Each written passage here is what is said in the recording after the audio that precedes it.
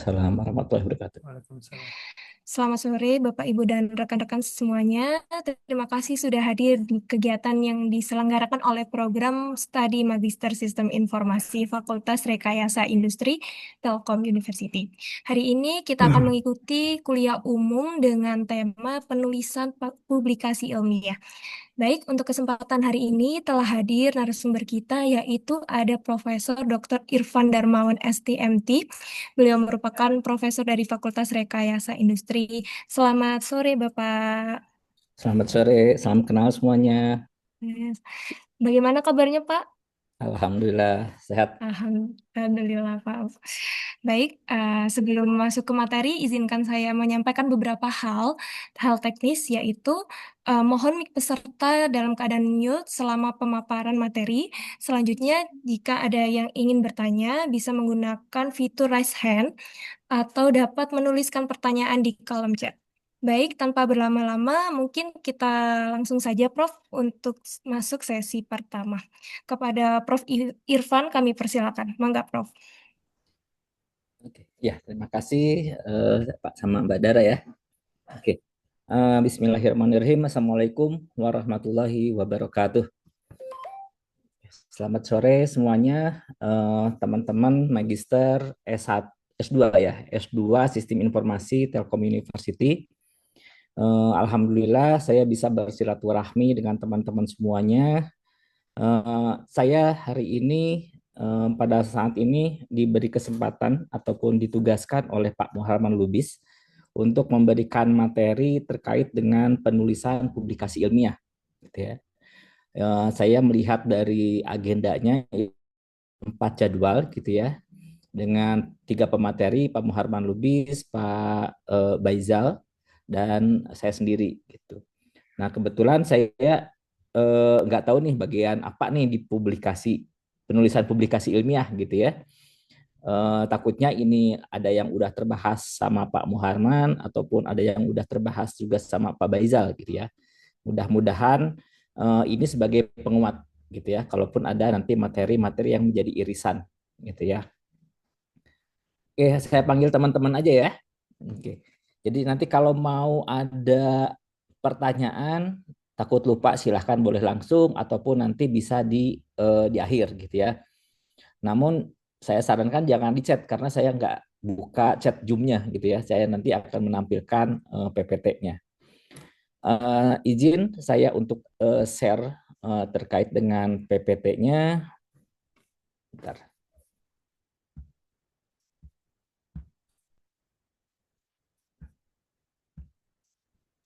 Share PPT.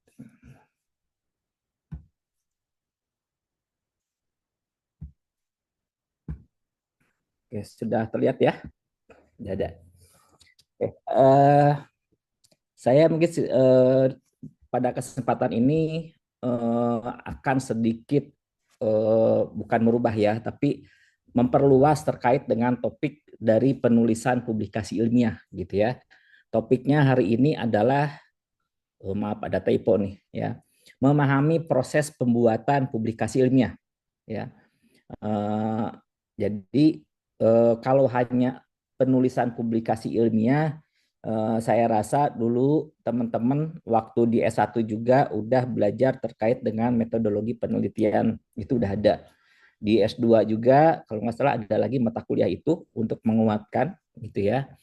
Nah, di sini saya punya prinsip bahwa proses pembuatan publikasi ilmiah itu adalah proses yang di ujung gitu ya. Jadi bagaimana sebetulnya proses pembuatan publikasi ilmiah ini supaya diminati atau orang itu banyak mensitasi paper kita. Justru itu yang kita inginkan gitu ya. Jadi saya melihatnya ada pra, sebelum, ada proses dan pasca gitu ya. Nah, publikasi ilmiah ini adanya di pasca. Pasca apa? Pasca penelitian gitu ya. Jadi kalau kita publikasikan, apa yang kita publikasikan bisa sesuatu yang udah dibahas orang lain gitu ya, sesuatu yang enggak fenomenal gitu ya, atau kalau saya melihat dari tugas akhir judul yang diajukan ke saya, ini kayaknya semacam FOMO gitu ya. Orang lain banyak ngebahas mesin learning, ikut-ikutan mesin learning gitu ya. Yang lain ngebahas terkait AI gitu. Jadi apa sih yang menjadi keterbaruan? Mungkin kalau S1 lebih ke arah penggunaan metode, bikin aplikasi apa. Tapi karena ikut-ikutan, ikut yang banyak gitu ya. Jadi seolah-olah tidak ada eh, kelebihan dari paper tersebut gitu. Nah, makanya di sini dalam kesempatan ini saya coba mundur 2 tahap, yaitu ke arah pra. Pra Oh, itu sangat apa? merugikan. Oh, yang di CDV. Oke. Dari pra penelitian gitu ya, bagaimana kita melakukan penelitian itu ya, lalu prosesnya seperti apa dan bagaimana mempublikasikannya. Yang diharapkan yang kita publikasikan ini adalah materi yang fenomenal gitu ya. Jadi kalau saya ibaratkan ini dengan perusahaan, seorang marketing, seorang sales itu akan menjual produk dengan percaya dirinya bahwa produk tersebut itu lebih unggul, lebih baik, lebih murah gitu ya. Nah, karena apa? Karena yang dia jual itu punya sesuatu nilai value yang lebih daripada produk yang lain. Nah, jadi di sini saya mau bahas produk apa yang harus kita jual. Jadi jangan FOMO juga gitu ya. Mesin cuci kita juga bikin mesin cuci gitu ya. AC bikin AC, tapi AC-nya sama aja dengan yang lain gitu, nggak ada keunggulan gitu ya. Nah, kita bikin sesuatu yang kita tempelkan, misalkan berbasis IoT gitu ya, atau punya dia bisa ada sensor, kalau nggak ada orang bisa mati sendiri gitu ya. Itu dari sisi produknya. Dari sisi apa prosesnya, bagaimana membuat AC itu seperti apa, sehingga nanti pada saat marketing pun mau mempublikasikan, mau menjual itu lebih mudah gitu ya. Teman-teman mungkin di sini di cover ataupun halaman pertama ini adalah saya gambarkan terkait media penyimpan ya. Mungkin generasi teman-teman mas udah nggak tahu disket mungkin ya, atau belum ada yang belum pegang disket mungkin ya. Ini smallest to largest memory capacity gitu ya. Jadi dulu waktu zaman saya SMA, mungkin dulu tuh saya punya komputer saat itu adalah di SMA ya, floppy disk gitu ya. Dan harga komputer saat itu 7 juta. Wah, 7 jutanya zaman dulu tuh berapa gitu ya. Itu XT gitu dulu. 1,4 mega. Nah, sekarang selanjutnya naik teknologinya ke USB drive gitu ya. Lalu naik lagi ke hard drive gitu ya dan seterusnya. Nah, sekarang udah macam-macam lagi ya, flash memory dan lain-lain. 64 giga, 5 tera ya. Otak kita berapa? 2,5 petabyte gitu ya. Artinya di sini apa? Artinya manusia itu berkembang sesuai dengan kebutuhannya. Kebutuhannya apa? Pengen kapasitas yang sangat besar, tapi device-nya bentuk fisiknya kecil gitu ya. Kecepatannya besar, cepat gitu ya. Sehingga terus berinovasi sehingga dicari mulai dari bahannya, cara kerjanya, algoritmanya, bagaimana transfer datanya dan seterusnya gitu ya. Sekarang udah ada teknologi SSD malahan gitu ya. Nah, jadi secara fisik terus berkembang gitu. Oke, agenda dari pertemuan hari ini kita akan bahas dari proses sumber karya ilmiah. Kenapa kita bahas ini dulu? Supaya nanti apa yang kita tulis pada suatu publikasi itu adalah sesuatu yang fenomenal, gitu ya. Lalu bagaimana proses dokumentasi karya ilmiah atau kita mungkin sering menyebutnya itu logbook, ya. Jadi dokumentasi itu bukan paper, bukan publikasi, bukan ya. Ini adalah mendokumentasikan. Nanti kita jelaskan.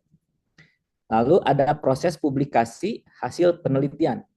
Nah, ini mungkin ya tahapan ini yang ditugaskan ke saya dari Pak Muhammad Lubis terkait dengan penulisan karya ilmiah ini. Target dari pembahasan hari ini adalah teman-teman diharapkan memahami proses dari penelitian itu sendiri. Ya, jadi penelitian itu harus gimana sih? Ya, jangan sampai kita menulis tapi juga kita bingung apa yang kita tulis ya. Karena kenapa?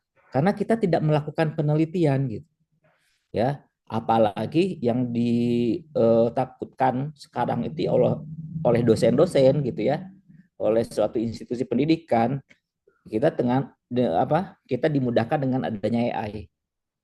Ketik aja langsung pendahuluannya, metodologi penelitiannya, novelty-nya, AI udah bisa jawab semua gitu ya. Sampai bahkan paper pun dituliskan sama AI gitu ya. AI bisa, cuman buat apa gitu ya? Kita tidak ada kemajuan dari sisi pengetahuan dan kita tidak bisa memberikan kontribusi sesuai dengan keilmuan kita ke masyarakat gitu ya. Selanjutnya targetnya yang kedua adalah memahami proses penulisan atau dokumentasi karya penelitian atau yang tadi ada logbook gitu ya, baik dari sisi visual, audio dan lain-lain nanti kita bahas.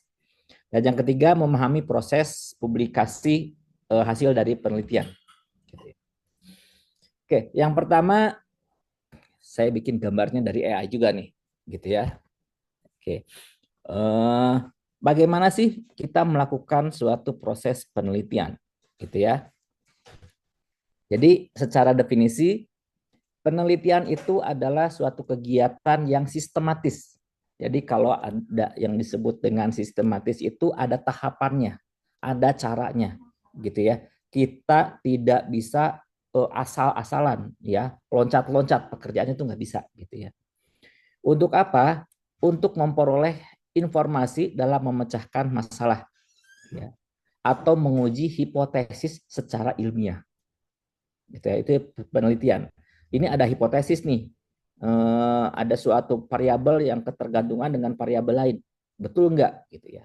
Nah kita akan meneliti itu, kurang lebih seperti itu. Yang kedua terkait dengan dokumentasi penelitian. Jadi ada penelitian, penelitian itu proses fisik yang mengerjakan sesuatu sehingga kita menambah informasi baru, gitu ya. Nah dokumentasinya seperti apa? Dokumentasi teknik itu adalah salah satu teknik untuk mengumpulkan data yang menurut kita sangat penting dalam proses penelitian tersebut dan menelaah dengan informasi yang telah ada sebelumnya. Misalkan dokumentasinya kita bisa mencatat gitu ya. Kita mengukur suhu suatu benda gitu ya. Misalkan suhu air, titik beku air itu berapa sih? Nah, itu kan kita catat tuh gitu ya. Kok belum beku-beku gitu ya. Oh, ternyata pas bekunya tuh di 0 derajat. Nah, itu proses pencatatan itu ada yang disebut logbook gitu ya. Atau bagaimana proses pertumbuhan misalkan kita mulai dari benih sampai jadi padi gitu ya. Nah, itu kita pakai apa nih mencatatnya?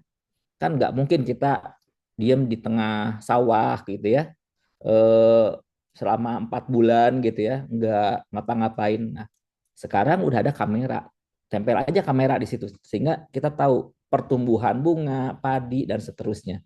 Itu salah satu proses dokumentasi gitu ya. Dan banyak lagi proses-prosesnya. Yang ketiga terkait dengan publikasi karya ilmiah. Nah, apa itu publikasi? Jadi teman-teman setelah melakukan proses penelitian, setelah melakukan proses pengambilan data, lalu dianalisis sehingga mendapatkan suatu kesimpulan dari penelitian tersebut, gitu ya. Nah, saya akan publikasikan. Jadi jangan sampai teman-teman paham, udah ini saya paham sendiri, gitu ya. Artinya tidak disalurkan ataupun tidak ilmunya tidak di-share ke orang lain. Apa yang terjadi? Ya ilmunya akan tetap di situ aja. Kalau teman-teman sudah tidak ada gitu ya, udah meninggal, ya ilmu itu jadi nggak ada, nggak berkembang. Sehingga apalagi yang terjadi eh, siswa baru ataupun generasi kita akan meneliti hal yang sama gitu. Karena mereka merasa penelitian tersebut belum ada yang melakukan penelitian ya topik tersebut gitu. Kenapa? Karena misalkan di Google Scholar, di Scopus di mana-mana belum ada nih gitu ya. Nah, salah satunya itu fungsinya dari publikasi karya ilmiah kita gitu ya. Jadi ini sifatnya tulisan ya yang sistematis dan objektif. Jadi ada kerangka penulisan karya ilmiahnya. Mungkin ini sama Pak Baizal atau sama Pak Muharma juga udah dibahas ya. Tapi nanti di akhir nanti kita bahas. Berdasarkan apa? Berdasarkan fakta, data, dan teori. Nah, dapat dari mana sih data itu? Data itu dari proses logbook, pencatatan logbook di proses penelitian tersebut, ya, yang sebelumnya kita lakukan, gitu ya. Teori dapat dari mana? Kita melakukan proses baca buku, gitu ya. Kita melakukan proses baca jurnal. Apakah ada penelitian-penelitian terkait yang serupa dengan topik kita? Gitu. Kita bandingkan nih, gitu ya. Kalau belum ada, kita jadi novelty di kita. Kalau udah ada, kita bandingkan. Ya. Untuk apa sih dipublikasikan? Agar untuk memecahkan suatu masalah atau menjawab pertanyaan ilmiah yang bisa terdokumentasi di sini. Jadi kita bisa dokumentasikan, lalu kita bisa sharekan ke orang lain. Nah ini justifikasinya, ya. Jadi dari sisi justifikasinya, yang pertama adalah kita kenapa melakukan penelitian. Yang pertama mengembangkan pengetahuan baru. Ya, saya tahunya ilmu saya di bidang sistem informasi. Pengetahuan baru saya selain baca buku, gitu ya, saya harus meneliti. Kenapa meneliti? Karena menurut saya di buku itu nggak ada.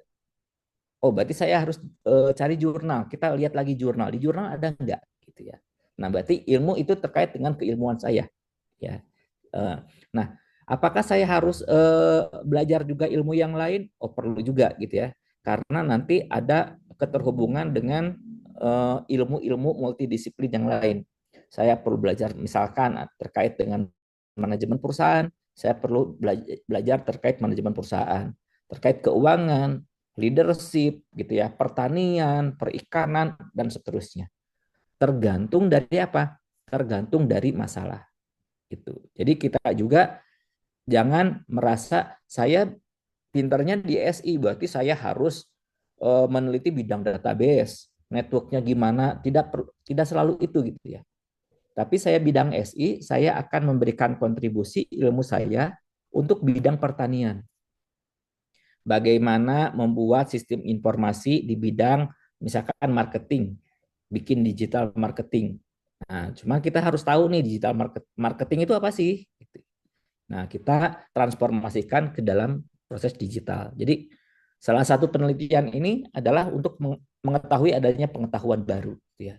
Jadi, semakin kita belajar, semakin kita banyak baca buku, yang saya rasakan semakin banyak nggak taunya. Banyak pertanyaan di sini. Nanti kalau gini gimana ya? Kalau gitu gimana ya?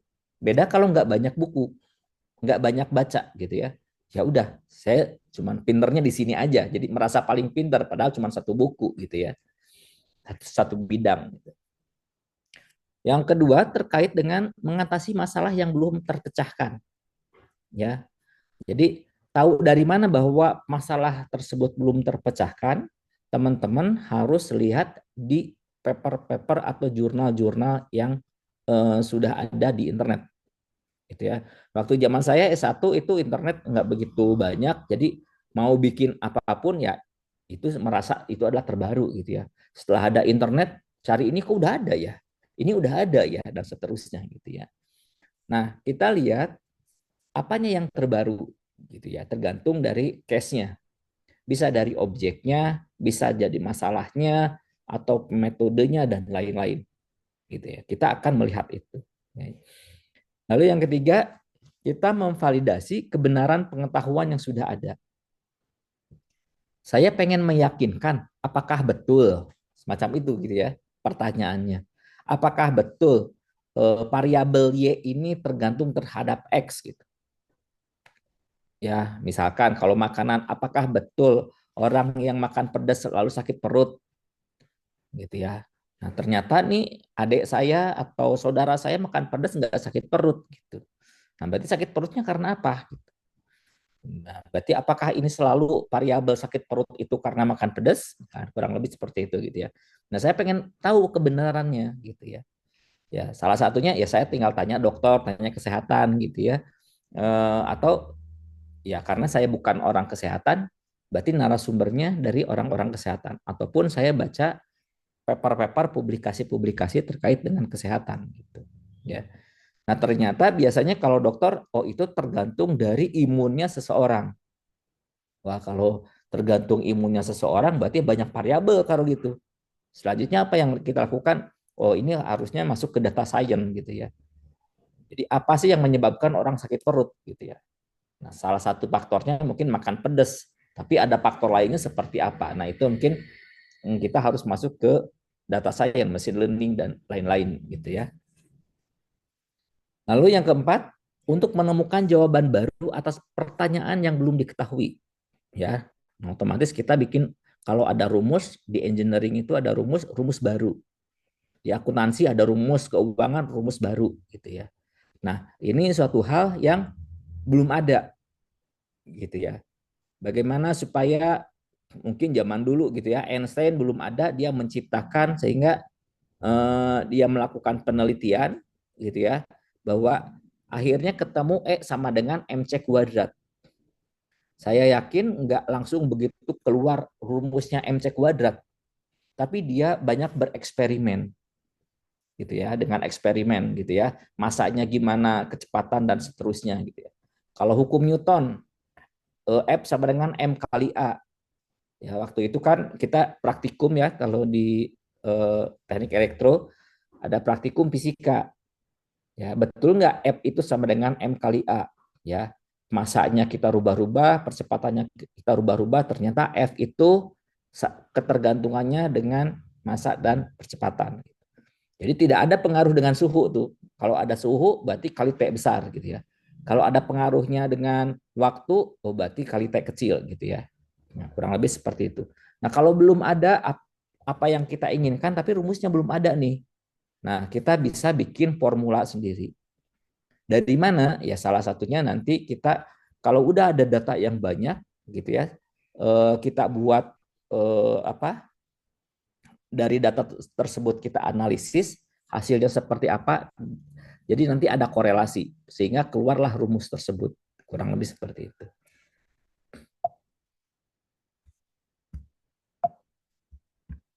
Oke. Selanjutnya adalah dari kata gitu ya, penelitian. Bahasa Inggrisnya research gitu ya. Kalau riset ini saya cari di kata di internet memang ada dua, saya setuju gitu ya. Ada re dan search. Re itu reinkarnasi dan lain-lain gitu ya, mengulang gitu ya. Suatu mengulang, sedangkan search itu adalah mencari gitu ya. Jadi penelitian itu apa atau riset itu proses secara sistematis untuk mengumpulkan, menganalisis dan menginterpretasikan informasi atau data untuk menambah pemahaman, memecahkan masalah, atau menemukan pengetahuan yang baru. Jadi kita pengen mencari sesuatu yang baru, ya. Nah, berarti kalau ada sesuatu yang baru, orang belum pernah melakukan tersebut, ya, topik-topik tersebut, ini yang nantinya akan menjadi fenomenal di paper kita. Ya, saya bisa menyelesaikan masalah perekonomian di Indonesia. Ini papernya. Wah, orang pengen baca tuh. Ya, saya pengen meneliti tentang misalkan tadi kapasitas memori ya dengan teknologi apa. Wah, orang-orang pengen baca tuh gitu ya. Apalagi bisa diimplementasikan ya masuk ke ranah production, pabrik bisa diimplementasikan orang banyak beli nantinya gitu ya. Ya, kita kembali ke sini ada itu adalah kembali. Jadi mengulang kembali penelitian itu ya. Jadi enggak sudah ada udah dibiarin aja. Enggak. Ya, maka ke sini itu kan ada update keilmuan. Ya, kalau algoritma terus berkembang, kenapa? Karena orang terus saja pengen bersaing supaya algoritma yang kita bikin itu lebih cepat dari yang sebelumnya. Ya, misalkan algoritma untuk pengurutan angka gitu ya, eh, sorting gitu. Ada bubble sort gitu ya, metode bagi dua dan seterusnya gitu ya. Nah, saya pengen bikin algoritma lagi. Untuk apa? Kan udah ada. Oh, saya pengen lebih cepat karena bubble sort itu lama gitu ya. Mungkin hitungan menit sih masih cepat gitu ya, tapi kan saya pengen lebih cepat lagi gitu ya. Memorinya pengen lebih sedikit yang terpakai gitu ya dan seterusnya. Lalu yang kedua adalah terkait dengan mencari search. Di sini mencari di sini itu kurang lebih ada dua makna gitu ya. Search memang mencari, betul-betul mencari. Contoh orang-orang artefak nih, orang-orang apa tuh geologi contohnya, ya. Orang-orang yang mencari misalkan apa patung-patung, candi-candi gitu ya. Itu tidak berdasarkan ada teori apa gitu ya. Kenapa di Jawa Timur banyak candi gitu ya, di Jogja banyak candi. Itu nyari aja gitu. Ketemu gitu ya. Oke, berarti ada temuan tuh di situ, tapi temunya berupa barang. Ya. Nah, eh, yang kedua, search di sini proses mencari ini lebih ke arah adanya teori baru, gitu ya, dari pengalaman proses kita belajar. Nah, sehingga kemarin misalkan atau ada teori terkait dengan apa? Kalau tadi contohnya Newton gitu ya, F sama dengan M kali A. Saya akan terus gali lagi terkait dengan hukum Newton. Jangan-jangan ada yang lebih tepat. Misal, F sama dengan M kali A kali X misalkan gitu. Nah, X ini adalah apakah suatu konstanta atau suatu variabel apa, sehingga hasilnya apa? Hasilnya misalkan gayanya itu akan lebih lebih apa? Lebih akurat lagi. Gitu ya. Misal contoh, apakah gaya di dalam air itu akan sama nggak dengan gayanya di permukaan atau di darat gitu ya. Nah, Fm kali A ini berlaku untuk apa? Berlaku untuk kondisinya ada di darat. Kalau di dalam air itu pengaruh sama nggak pengaruhnya? Gitu ya. Nah, karena ada apa? Ada massa jenis air atau di luar atmosfer. Karena di sana nggak ada gravitasi. A-nya berarti nol. Berarti F sama dengan M dong gitu. Ya. Nah, A-nya nol. Tapi di dalam air berarti A-nya berapa? Atau ada variabel lain. Nah, saya coba untuk menggali ulang. Jadi ada kemungkinan hukum Newton ya bisa dipatahkan ataupun bisa kita update untuk kasus tertentu. Misalkan hukum Newton yang Fm kali A itu berlaku untuk di daratan. Tapi yang saya kembangkan hukum Newton atau gaya berlaku untuk di misalkan apa di luar atmosfer ataupun dalam air, kurang lebih seperti itu. Maka perlu dicari yang disebut dengan riset atau penelitian gitu ya. Jadi teman-teman jangan khawatir, saya mau meneliti sesuatu, udah ada nih. Neliti lagi, udah ada, ternyata udah banyak orang yang melakukan. Gak apa-apa gitu. Tapi kan kita ada yang sesuatu tambahan, baik itu adalah objeknya ya, terkait dengan data yang berbeda. Misalkan teman-teman semua mau melakukan terkait dengan eh, apa analisis terkait dengan pengguna ya, customer ya. Misalkan nih ada namanya Budi di sini gitu ya, saya mau menganalisis terkait dengan customer gitu ya, komentarnya gitu. Tapi itu misalkan di platformnya Tokopedia. Nah, saya namanya Ani, boleh aja, silakan. Tapi kan ini platformnya Shopee. Terus siapa lagi? Ini platformnya apa? Ya. Tapi kalau hanya menggunakan algoritma yang sudah ada, ya itu levelnya S1 gitu ya, itu levelnya S1. Tapi kalau ada insight yang lebih gitu ya, ada algoritma baru sehingga kita bisa menggunakan platform apapun pakai algoritma saya langsung keluar asal dihubungkan dengan API-nya misalkan. Nah, itu levelnya S2 gitu ya. Levelnya S3, saya membuat suatu algoritma baru, metode baru gitu ya, dan lain-lain. Nah, ini prosesnya yang disebut dengan riset. Ya, ini sama ya, terkait dengan penelitian.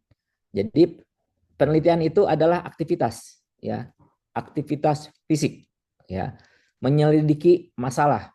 Karena di sini didasari kalau penelitian itu ada problem statement, ada permasalahan. Jadi teman-teman nanti yang mau melakukan tesis harus kuat masalahnya apa ya. Bukan hanya di tesis, di tugas akhir gitu ya, atau skripsi maupun di disertasi S3 itu biasanya yang dikuatkan satu semester bahkan 1 tahun itu masalahnya apa Ya, kalau masalah ini ternyata sudah banyak diungkap, biasanya pembimbing nggak mau terima gitu. Karena udah ada itu gitu ya. Tapi kan Pak ini objeknya beda. Misalkan tadi customer, teman saya itu di Shopee, saya mau di Tokopedia. Kalau levelnya misalkan S2, S3 itu udah nggak boleh gitu ya. Kalau S1 saya juga kalau udah terlalu banyak itu udah nggak boleh. Kenapa? Karena nanti teman-teman algoritmanya sama tinggal dimasukin aja datanya gitu. Ya, tidak ada pengetahuan baru nih. Tapi kalau S1 kita lebih ke arah menilai pemahaman mahasiswa itu menggunakan algoritma tersebut seperti apa gitu ya. Ya, jadi harus tahu kapan kita masalah seperti apa yang bisa diangkat dalam topik penelitian ini gitu ya. Oke, jadi ini untuk menyelidiki masalah tertentu dengan tujuan mencari jawaban yang apa? Ilmiah. Karena di sini kita adalah targetnya ilmiah. Ilmiah itu apa? Nantinya masuk akal, bisa diterima. Kalau ada formula, rumusnya ada. Ya, kalau ada hubungan X tergantung dari Y, berarti itu harus jelas. Misalkan A itu sama dengan B plus 4. Berarti kalau B-nya 2, berarti A itu akan 6. Nah, hubungannya itu udah jelas. Gitu ya. Untuk mencari jawaban ilmiah. Gitu. Nah, sehingga kita harus apain? Mengumpulkan, menganalisis, menyimpulkan. Semua ini adalah aktivitas fisik. Gitu ya. Targetnya adalah untuk memecahkan masalah atau menguji hipotesis. Ya, biasanya kalau jurnal-jurnal, paper-paper yang sifatnya internasional diharapkan masalah-masalahnya terkait dengan masalah internasional. Ya, walaupun di negara tertentu. Ya, misalkan penyakit tertentu di Afrika. Ya, terkait misalkan ada apa kolera gitu ya atau ada nyamuk apa gitu ya. Nah, kita meneliti di situ, tapi ilmunya nanti akan dibaca oleh negara lain. Berarti harus seperti apa untuk menangani penyakit tersebut, gitu ya. Atau menguji hipotesis. Menurut saya atau hasil dari diskusi katanya ya variabel X itu tergantung dari adalah variabel A, B, C, D apa. Saya mau nguji nih, betul nggak? Nah, karena belum ada paper yang apa membahas itu, sehingga kita akan uji, gitu ya. Jadi tujuannya adalah mengungkap fakta, menghasilkan pengetahuan baru, dan mengembangkan prinsip umum di berbagai bidang ilmu, gitu ya. Apapun ini keilmuannya. Oke, selanjutnya untuk tahapan penelitian, ya ada tahap perencanaan, gitu ya. Kita planningnya harus jelas. Jadi kalau di penelitian, pengajuan penelitian, teman-teman nanti bikin proposal. Ya, proposal kalau di S1 itu bab 1, 2, 3. Ya, pendahuluan, ada teorinya, lalu metodenya seperti apa. Gitu ya. Kalau untuk pendanaan biasanya ini terkait dengan proposal penelitian.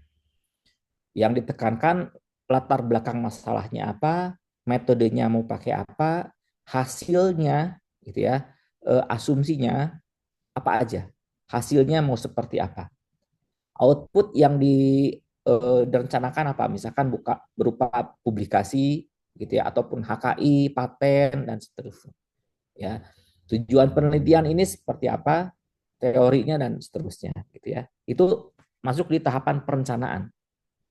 Ya, di mana di dalamnya ada merumuskan masalah, tujuan kita meneliti untuk apa, kita akan membahas studi literatur, ya. Suka ada yang bertanya seperti ini, kan kita mau meneliti, teorinya belum ada, gitu ya. Nah, itu nggak mungkin teori belum ada, gitu ya. Berarti ada teori, cuman karena kita case-nya baru, tapi teori dasarnya apa? Teori dasarnya yang harus kita pegang dulu. Kalau teori dasarnya sudah kita pegang, nah sehingga kita outputnya nanti mendapatkan suatu teori baru. Ya, sehingga teori baru kita menjadi dasar bagi orang-orang yang akan melanjutkan penelitian kita. Gitu ya. Jadi saling berkesinambungan penelitian itu. Lalu merumuskan hipotesisnya, ya. Lalu merancang penelitiannya dan menyiapkan instrumennya. Instrumen itu apa? Instrumen itu untuk proses pengumpulan data. Misalkan saya mau mencari datanya nanti berupa survei, kira-kira isi surveinya apa? Pertanyaannya. Mau membuat kuesioner, apa aja yang akan ditanyakan? Ya, berupa apa? Apakah berupa kertas, digital, atau seperti apa? Kalau ada alat ukurnya kira-kira apa aja? Gitu ya. Kalau nggak ada alat ukurnya, kita ajukan pendanaan. Makanya itu fungsinya kalau ada pengajuan proposal berbasis dengan adanya hibah, gitu ya. Proses tahap pertama udah selesai planningnya atau proposalnya, maka kita akan masuk ke tahapan pelaksanaan penelitian tersebut. Ya, bagaimana kita melakukan pengumpulan data? Ya, misalkan tadi kita mau ada survei, caranya gimana? Oh, berarti teknisnya wawancara, ya. Atau kita pengen observasi. Contohnya tadi apa observasi? Bagaimana pertumbuhan benih dari misalkan benih padi gitu ya sampai jadi padi gitu ya. Jadi beras misalkan. Kacang hijau gitu ya. Pertumbuhannya pohon pepaya gitu. Nah, itu bagaimana kita mengambil data. Mau pakai kamera, kita record gitu ya. Atau kalau suara kita record pakai voice recorder gitu ya. Atau mau dicatat gitu ya, itu silahkan kita siapkan instrumennya. Ya. Lalu yang kedua terkait dengan analisis atau pengolahan data. Ya, jadi pengolahan data kita dapat dari mana? Nah, kita baca di paper-paper sebelumnya. Ya, kalau di SI misalkan kita pakai machine learning, deep learning gitu ya, pakai algoritma apa untuk membahas apa? Untuk mengolah data tersebut, gitu ya. Sentimen analisis gitu ya, atau kita mau memilah gitu ya, mengelompokkan dari apa pesan-pesan atau komentar-komentar customer gitu ya. Nah, ini adalah proses analisisnya gitu ya. Sampai kita menemukan di sini adalah rumusan baru, kita bisa menyimpulkan gitu ya. Itu adalah di tahap pelaksanaan. Ya. Dan untuk analisisnya ada di tahapan proses analisis ya. Jadi ada analisis data dan penarikan kesimpulan gitu ya. Jadi ini proses untuk tahapan penelitian.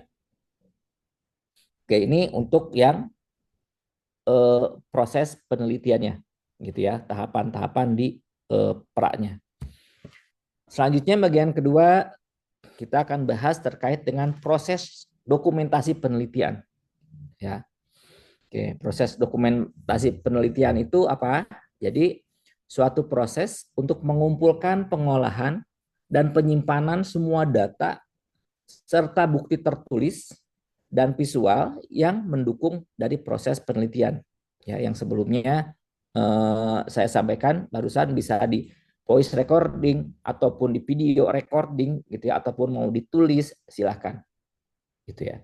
Kenapa kita harus menyimpan data-data tersebut gitu ya. Jadi penyimpanan data ini bukan masuk ke ranah publikasi, belum. Kita belum sampai tahap sana ya. Jadi fungsi kita mendokumentasikan hasil penelitian, hasil percobaan gitu ya. Fungsinya adalah untuk memberikan bukti dan validitas.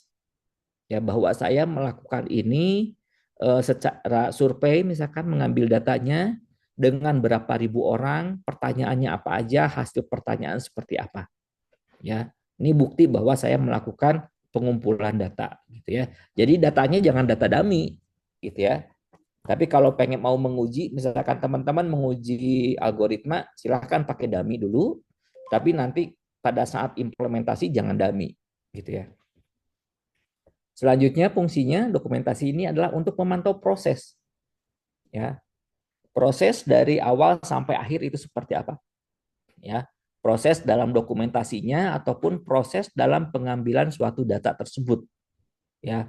Contoh biasanya kalau teman-teman pernah ke lab kimia gitu ya, mencampurkan dua buah zat ya. Zat apa? Zat X dengan zat Y saya campurkan, misalkan satu warnanya putih dengan yang satu warnanya hijau gitu ya. Dicampurkan, ada keluar uapnya, keluar gelembungnya, lalu warnanya berubah, setiap tahapan itu berubah ya, masuk ke aliran kaca labu-labunya itu. Nah, proses itu kita catat. Suhunya berapa, proses dari satu gelas labu ke gelas labu yang lain itu berapa detik dan seterusnya. Ya, jadi kalau itu untuk penelitiannya orang-orang kimia gitu ya, orang-orang yang bikin obat, farmasi dan seterusnya. Ya. Dan tahap cara kerjanya pun itu harus dijelaskan. Ya, karena kalau di kimia itu kan harus spesifik ya. Saya memasukkan itu zat itu ada langkahnya, zat A dulu atau zat B dulu. Karena hasilnya akan beda, A dulu lalu B atau B dulu terus A, itu akan beda gitu ya. Nah, itu proses kerja itu harus dicatat gitu ya. Lalu menyediakan data pendukung ya. Nah, ini data pendukung yang kita ambil dari proses penelitian tersebut. Lalu fungsinya adalah menambah kekayaan data yang diperoleh dan memberikan gambaran yang lebih jelas tentang kondisi nyata di lapangan. Jadi kita real, ya. Selain teman-teman nanti mencatat berupa tabel, gitu ya, berupa data apa hasil kuesioner, hasil survei, gitu. Ya, kita juga bisa mengambil data berupa secara visual, video, gitu ya, video sehingga nanti kita bisa berikan contoh rekamannya bahwa ini buktinya seperti ini, gitu ya. Selanjutnya ada juga sebagai alat komunikasi, di mana berfungsi sebagai alat komunikasi yang efektif untuk menyampaikan temuan penelitian kepada pembaca. Ya, jadi di penelitian nggak apa-apa tuh nanti di publikasi itu ada tahapan. Misalkan tadi contohnya benih gitu ya. Benih saya masukkan bentuknya bulat gitu ya. Misalkan kalau apa nih padi, benih padi gitu atau apa kacang hijau gitu ya. Lalu setelah 1 minggu jadi apa? Lalu nanti muncul tunasnya, taruhlah ada 12 gambar gitu ya, kotak-kotak kecil. Sehingga kelihatan, oh seperti ini ya pertumbuhannya. Berarti kita menyampaikan data berupa image gambar. Ataupun mau berupa grafik. Misalkan tingginya gitu ya. Waktu jadi benih itu belum ada tuh apanya tunasnya. Ya setelah 1 minggu berapa mili, 1 bulan berapa mili sehingga grafiknya itu ada keluar gitu ya. Nah itu untuk menyampaikan sebagai komunikasi kita terhadap pembaca paper yang nanti kita akan buat.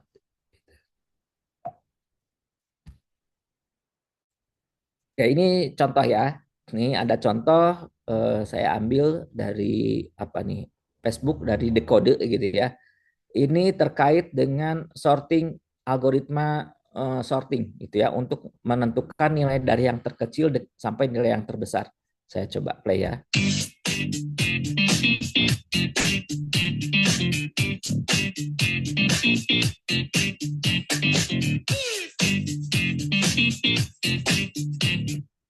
Nah, itu yang pertama gitu ya. Jadi kita bikin algoritma, bikin suatu code gitu ya untuk menyelesaikan masalah, ada suatu angkanya yang random ya. Lalu kita pengen mensortir ya, mengurutkan dari yang terkecil ke yang terbesar. Secara logik mungkin kita udah paham, kalau orang yang sering ngoding algoritma udah paham. Secara visualnya gimana ya? Kenapa? Karena pembaca pengen melihat juga gitu ya secara rumusnya. Biasanya kalau pembaca itu satu bidang dengan kita, ya rumusnya seperti apa, algoritmanya seperti apa. Tapi kalau masyarakat yang nggak tahu terkait coding, nggak tahu terkait dengan data, lebih enak diperlihatkan seperti simulasi yang barusan, gitu ya. Nah, yang berikutnya ini contoh membandingkan dua buah algoritma, gitu ya. Ini sama sorting, inserted sorting dengan bubble sort. Dengan N-nya itu ada yang 100, yang tadi 50, mana yang lebih baik gitu ya.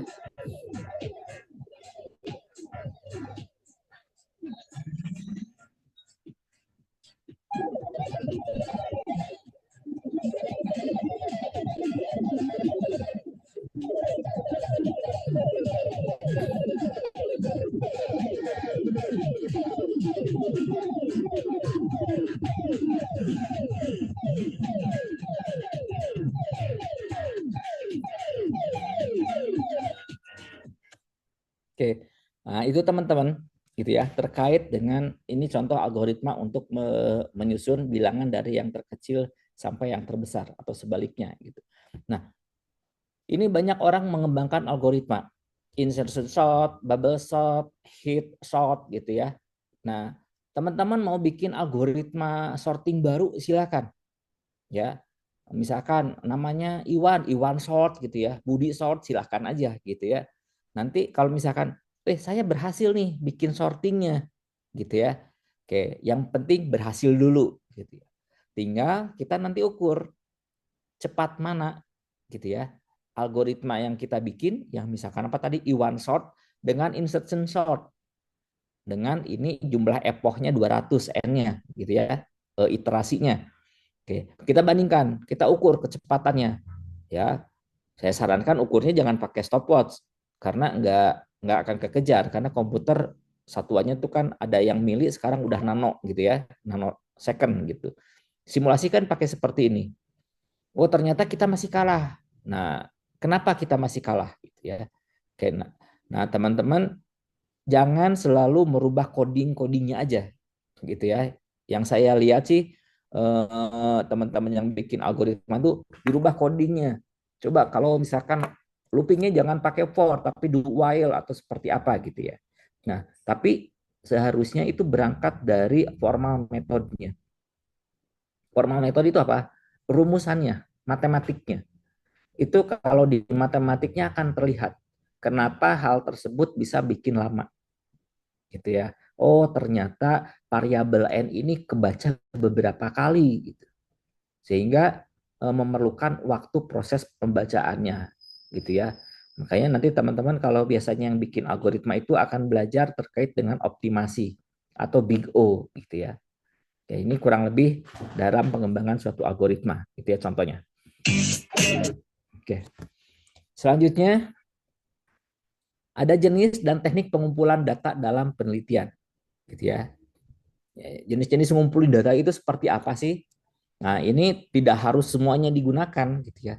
Tergantung penelitian kita seperti apa, gitu ya. Data kita yang kita inginkan seperti apa, gitu ya. Maka kita akan menggunakan tool-tool, instrumen-instrumen apa yang harus kita siapkan. Yang pertama ini terkait dengan survei.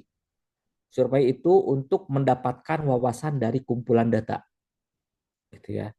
Kalau loncat saya nomor 3 adalah kuesioner, alat untuk mengumpulkan respon. Apakah survei dengan kuesioner itu sama atau beda? Gitu ya.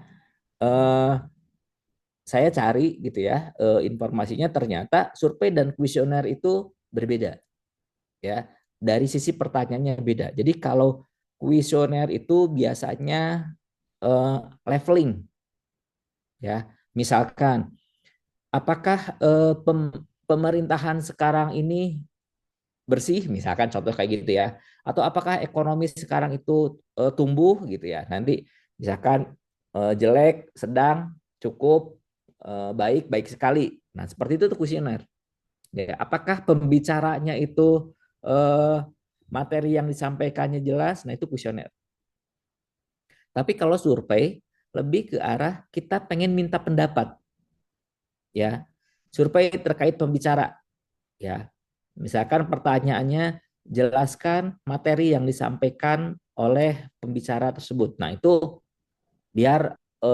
terbuka gitu ya jawabannya. Jadi biar peserta itu mengisikan. Silahkan mau curhat juga gitu ya. Oh, pemateri tadi materinya terlalu berbelit-belit misalkan ya. Waktunya terlalu panjang dan seterusnya. Jadi survei dengan kuesioner itu berbeda gitu ya. Namun kedua caranya itu sama, artinya masyarakat yang akan mengisinya gitu ya. Lalu ada juga yang disebut dengan eksperimen atau percobaan ya dan analisis isi. Nah, apa tuh? Jadi di dalam eksperimen ini akan memberikan suatu perlakuan atau treatment terhadap suatu variabel. Ya, ada percobaan. Contoh tadi apa?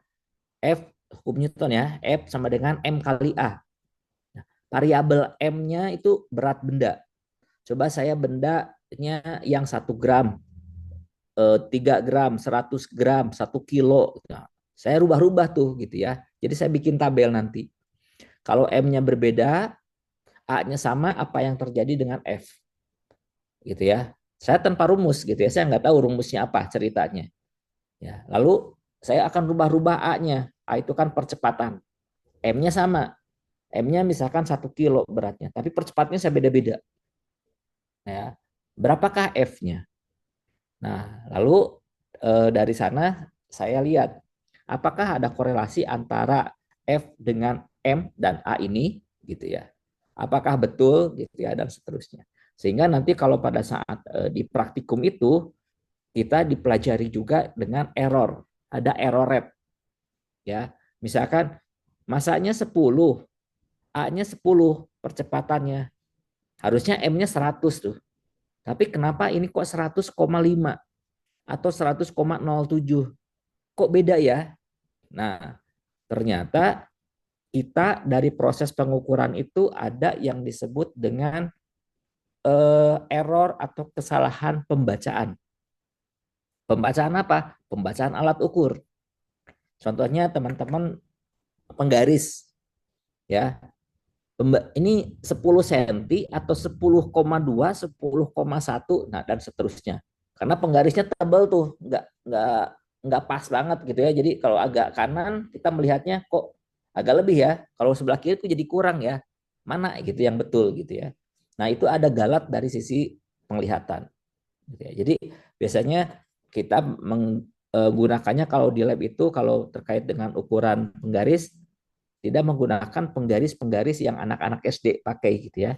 Tapi yang kita pakai adalah ada millimeter scope, ada apa tuh jangka sorong gitu ya, yang eh, apa sensitivitasnya sampai 2 angka atau 3 angka di belakang koma gitu.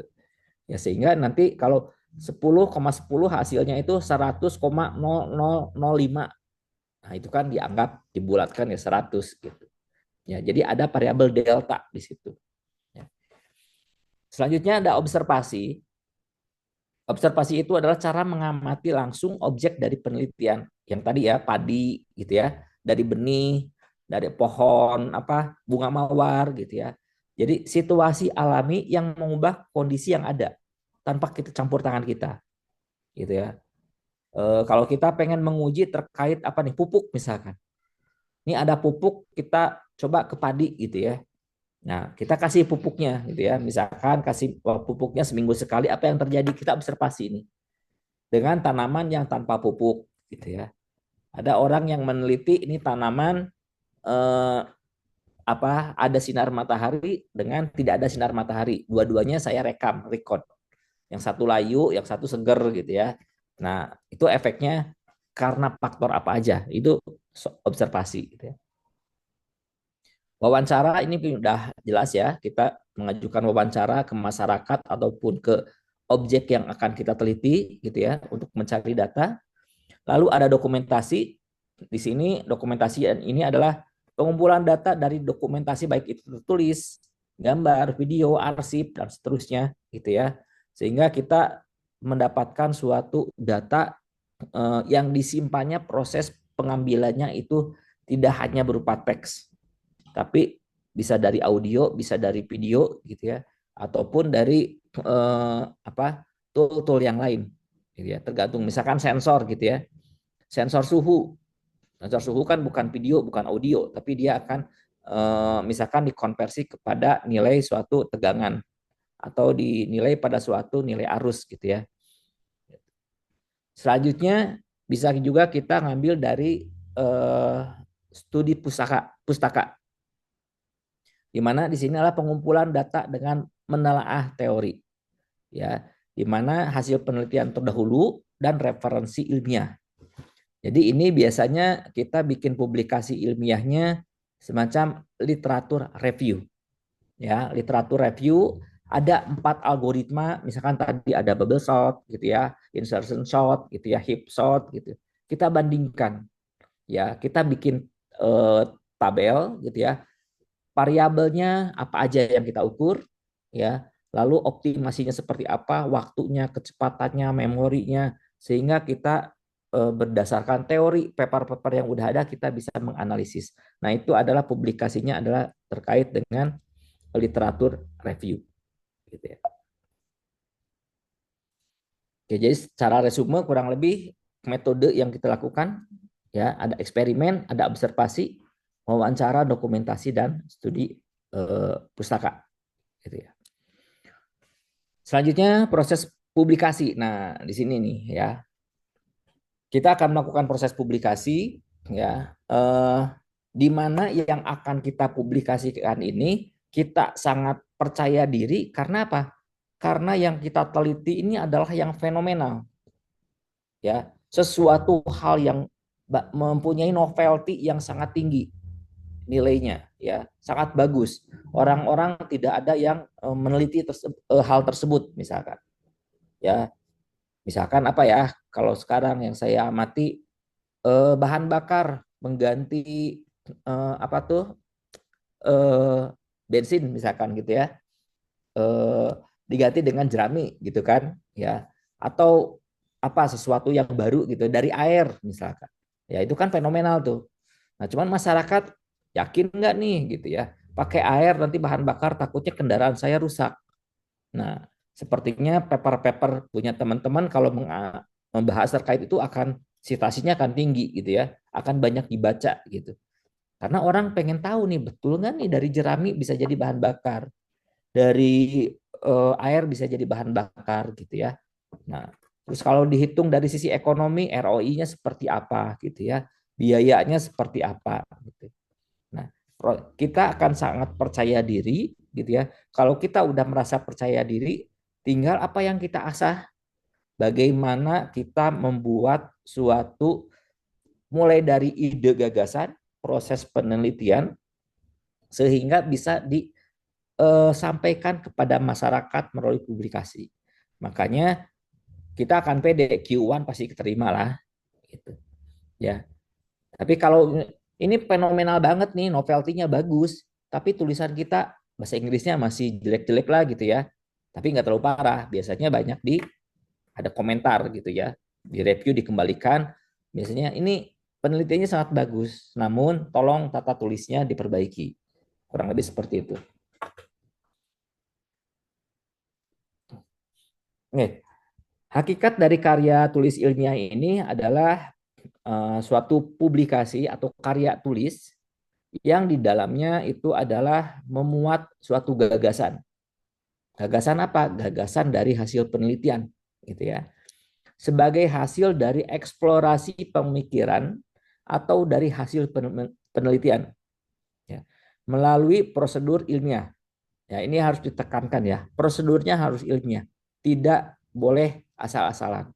Ini harus dipertanggungjawabkan, gitu ya. Jadi kalau teman-teman, kenapa ini hasilnya seperti ini? Saya dapat wahyu, dapat ilham, itu nggak bisa diterima gitu ya. Oke, tapi harus ilmiah nih. Kenapa datanya seperti ini? Oh, dari teori apa, dari rumusan apa saya kembangkan jadi seperti ini. Yang disampaikan dengan argumentasi dan dasar-dasar teori. Ya, jadi ada argumennya pun berdasar gitu ya. Ada teorinya bisa dari jurnal, teorinya bisa dari buku dan seterusnya. Sehingga dapat dipertanggungjawabkan secara akademik, gitu ya. Nanti kedepannya ilmu kita kalau ini akan digunakan, akan masuk ke dalam suatu literatur atau apa sebagai referensi, akan dibukukan. Otomatis orang-orang akan baca gitu ya terkait teori tersebut. Oke, ini dari Nugrahani gitu ya. Nah, ciri-ciri karya tulis ilmiah. Karena banyak tulisan tapi nggak ilmiah juga. Apa tuh? Cerpen, cerita pendek gitu ya, novel gitu ya, cerita hantu gitu ya. Ya itu suatu karya gitu ya. Itu suatu tulisan juga gitu ya. Apalagi kalau tulisannya bagus, banyak orang baca sehingga difilmkan gitu ya, difilmkan gitu. Jadi tapi kan itu nggak ilmiah. Tapi kan masyarakat ya, senang, ya itu hanya hiburan aja gitu ya. Tapi tidak akan menjadi pengetahuan. Ya, dan masyarakat juga paham mungkin, oh ini emang nggak ada sih, cuman saya menguji adrenalin aja misalkan seperti itu gitu ya. Nah, makanya cirinya apa aja gitu ya. Bahwa suatu tulisan itu disebut ilmiah. Yang pertama bersumber dari proses penelitian. Kalau tidak ada dari penelitiannya sebelumnya, ini akan diragukan. gitu ya. Makanya paper-paper yang bagus itu Q1 itu biasanya apalagi yang dapat hibah, itu papernya suka tertulis di sana. Paper ini bersumber dari penelitian apa? Misalkan penelitian dana dikti ya, hibahnya apa? Hibah kolaborasi apa misalkan. Ya, oke, mau disebutkan nilainya silahkan. Misalkan nilainya 300 juta gitu ya, atau sekian M silahkan. Nah, itu akan lebih diyakinkan gitu ya, akan orang-orang akan lebih apa, senang gitu ya, mempercayai terhadap paper tersebut gitu ya. Yang kedua, dari sisi isi, menyajikan pengetahuan berupa gagasan dalam pemecahan suatu masalah. Artinya apa? Di dalam paper tersebut harus terkait dengan masalah apa yang akan kita selesaikan. Nah, ini ada masalah, lalu saya coba untuk menyelesaikannya dengan keilmuan teori apa. Metodenya seperti apa untuk penyelesaian tersebut? Nah, saya tuliskan metodenya, caranya, tahapannya, gitu ya.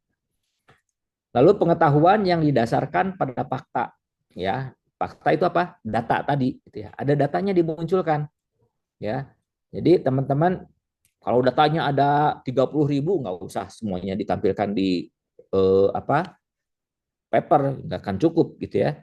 Jadi di state aja bahwa data yang dihasilkan dari penelitian ini ada sebanyak 30.000 data ya, dengan konsumen dari masyarakat apa gitu ya. Kalau misalkan ada datanya rahasia, kita juga bisa disebutkan aja data konfidensial gitu ya. Lalu data yang diambil misalkan data keuangan, data terkait dengan HR gitu ya, data terkait, silakan diceritakan di situ. Nah, kita simpulkan aja. Ada 30 data, rata-rata pegawainya misalkan kalau pegawai gitu ya, perempuan sekian persen gitu ya. Jadi hasil analisisnya aja yang kita ceritakan nanti gitu ya. Lalu terkait karya tulis ilmiah ini adalah mengandung kebenaran yang objektif. Ya, ada sesuatu kebenaran di sini yang akan kita sampaikan secara objektif, jangan subjektif ya. Jadi jelas, clear. Menggunakan bahasa baku. Ya, kalau publikasinya di Indonesia gunakan EYD atau bahasa yang baku, enak gitu ya dibacanya. Jangan ke sana sini gitu ya. Bahasa Inggris juga sama, gunakanlah tata bahasa Inggris yang baik dan benar gitu ya. Lalu adanya sistematika penulisan. Jangan lupa teman-teman perhatikan template dari di mana kita mau publikasi. Ada jurnal X misalkan, ya. Contohnya IJS, saya harus ikut template-nya IJS. Oh, saya mau masuk yang di IEEE, ya, ikut template jurnal yang di IEEE. Misalkan IEEE itu adalah 2 kolom gitu ya. Tapi kalau jurnal lain cuma satu, nggak ada 2 kolom gitu ya. Itu bisa macam-macam. Ya, jadi template itu harus diperhatikan. Karena kalau salah template, belum juga direview harus udah di reject gitu ya, udah dikembalikan gitu. Kenapa harus dikembalikan? Karena itu akan berpengaruh terhadap jurnal tersebut. Karena salah satu jurnal terakreditasi itu akan dilihat dari konsistensi jurnal di dalamnya. Ya, kalau 2 kolom ya harus 2 kolom. Ya, kalau 1 kolom 1 kolom, gitu ya. Selanjutnya jenis karya tulis ilmiah ada apa aja? Ya, apakah karya ilmiah itu harus selalu paper ya, berupa publikasi seperti itu? Enggak, gitu ya. Jadi karya tulis ilmiah ini ya, kalau yang disebut dengan karya tulis ilmiah pendidikan, misalkan berupa ada paper itu sendiri, ya, ada skripsi untuk anak S1, gitu ya, atau tugas akhir, laporannya, ada juga tesis, ada juga disertasi. Itu untuk di formal pendidikannya, gitu ya. Kalau secara textbook, ya ada buku, ada handout, ada diktat, ada modul, ya. Ada yang kalau secara ukuran ada yang bentuknya kecil A5, A4 gitu ya. Ada yang lagi apa? A3 gitu, macam-macam ya. Lalu kalau untuk karya tulis ilmiah penelitian itu bisa berupa makalah, ada juga bisa berupa laporan karya ilmiah. Berarti kalau laporan itu ya harus tebal gitu karena datanya pun harus di state di situ. Kalau ada rumus harus diturunkan. Tapi kalau misalkan rumus yang di paper itu publikasi, rumus akhirnya aja gitu ya. Ada rumus A, rumus B, sehingga dari A dan B ini saya mendapat turunan jadi rumus C. Proses penurunannya mungkin di paper tidak tidak dituliskan, tapi kita punya di laporannya gitu ya. Lalu ada juga di jurnal, ini untuk publikasinya juga gitu ya. Ada juga yang karya tulis ilmiah ini berupa terampilan. Nah, ada typo ya. Berupa artikel, berupa resensi ataupun berupa esai gitu ya.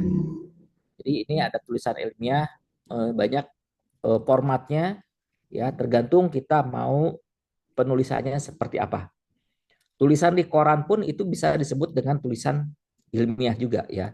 Beberapa kolom misalkan ada kolom kalau dulu tuh kalau nggak salah di Kompas gitu ya, di Pikiran Rakyat itu ada kolom terkait bahas misalkan eh, budidaya atau pengaruh pupuk ini terhadap hasil kaya pertanian gitu ya. Dia ceritakan mulai dari awal masalahnya apa petani itu sampai dia kasih solusi gitu ya.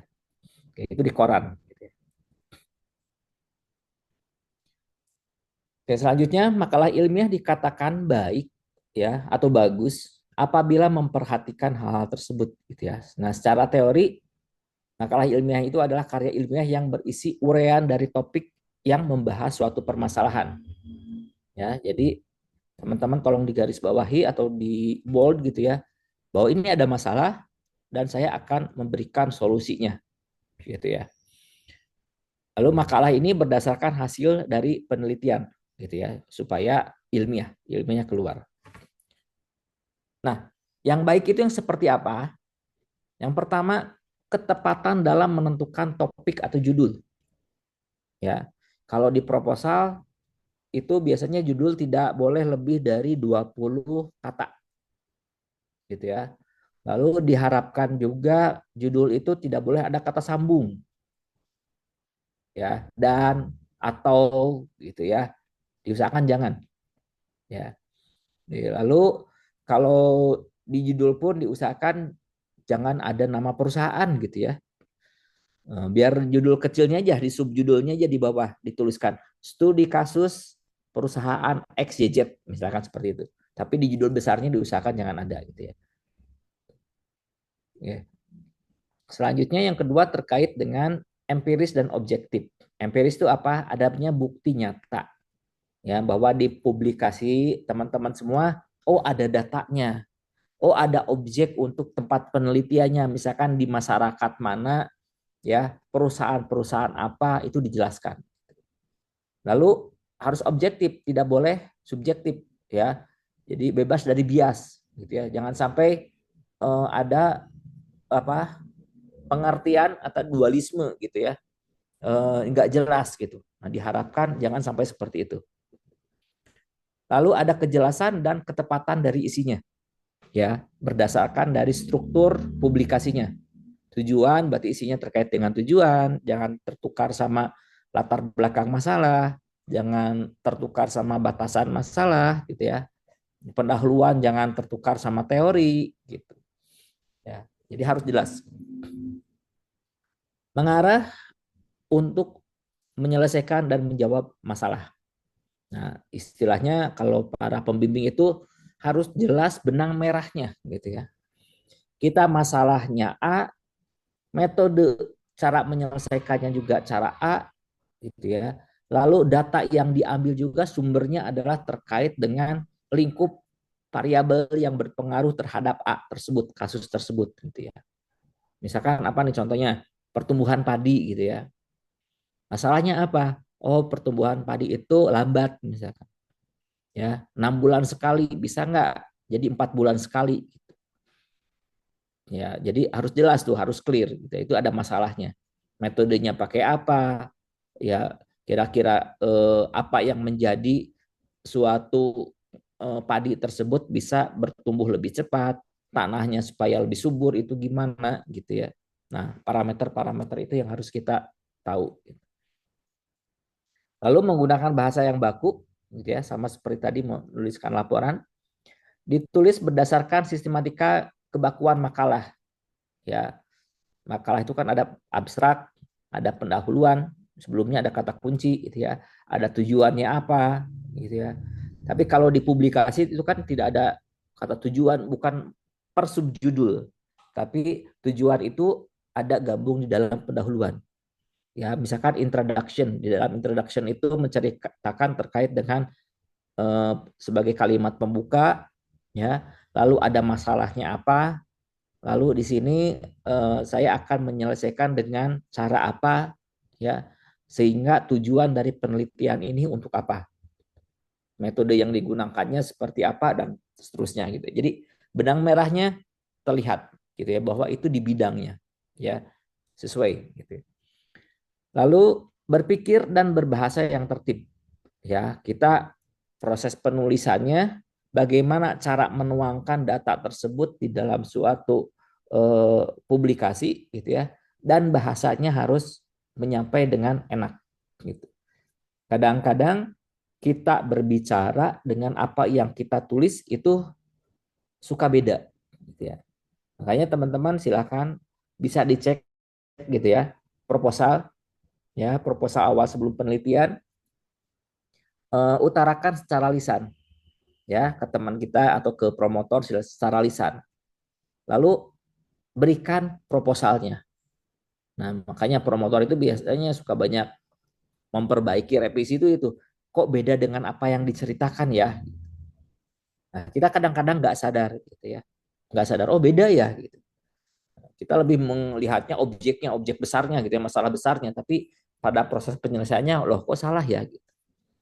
Nah, itu coba nanti kalau teman-teman bikin proposal, selain ngobrol dengan pembimbing, ngobrol dengan temannya, lalu kasihkan proposalnya. Apakah proposal saya ini sudah sesuai dengan apa yang saya ceritakan tadi, gitu ya.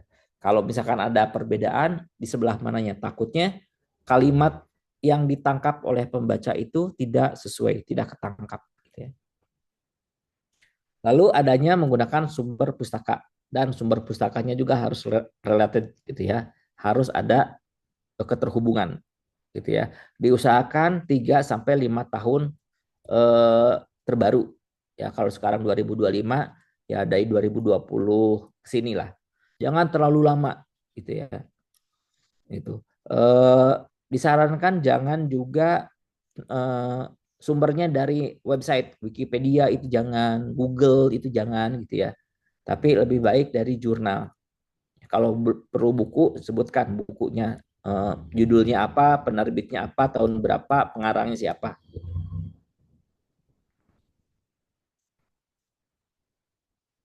Selanjutnya ini terkait dengan manfaat karya tulis ilmiah. Kalau tadi manfaat dari penelitian, gitu ya.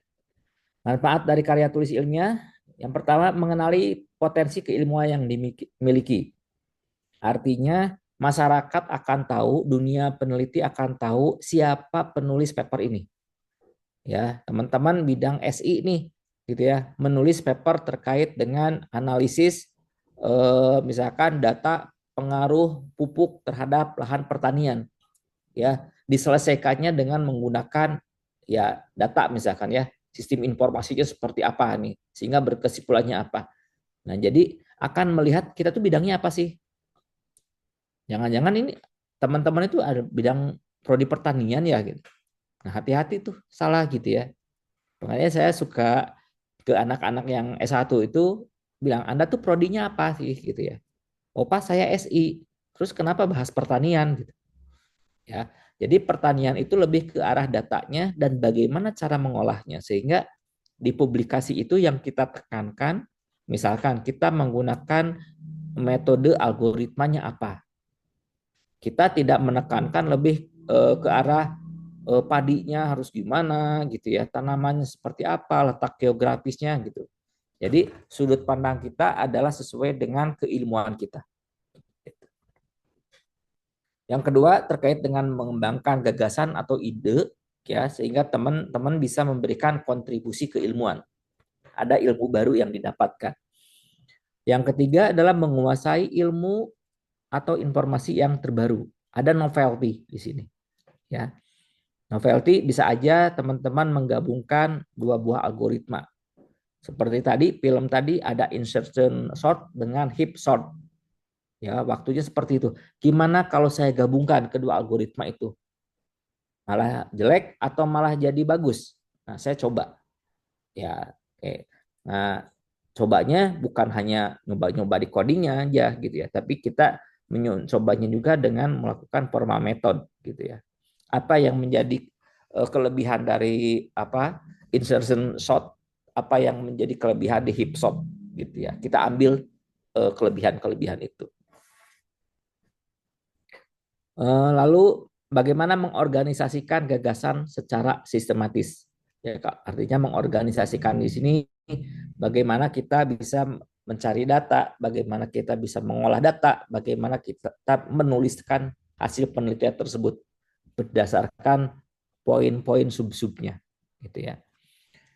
Lalu manfaat lainnya kita bisa memecahkan masalah, gitu ya, problem solving, gitu ya, yang dituangkan ke dalam publikasi ilmiah ini, gitu ya. Jadi kalau ini kita udah sering, kita udah terlatih bagaimana cara melakukan pemecahan masalah, gitu ya. Lalu mendorong aktif berpikir dalam dan berbahasa yang baik.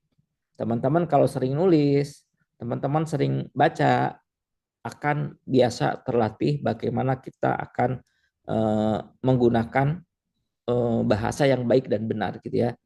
Bahasa Inggrisnya jadi lebih baik gitu ya. Bahasa Indonesianya karena di sini kan baku gitu ya proses penulisannya. Itu manfaat dari kita melakukan karya tulis. Struktur penulisannya ada yang disebut dengan IMRAD ya, mungkin di metodologi penelitian teman-teman udah belajar atau lebih rinci ya. Ada introduction, ini ya, di dalamnya ada latar belakang, ada masalah, ada tujuan, apa yang akan kita teliti, gitu ya.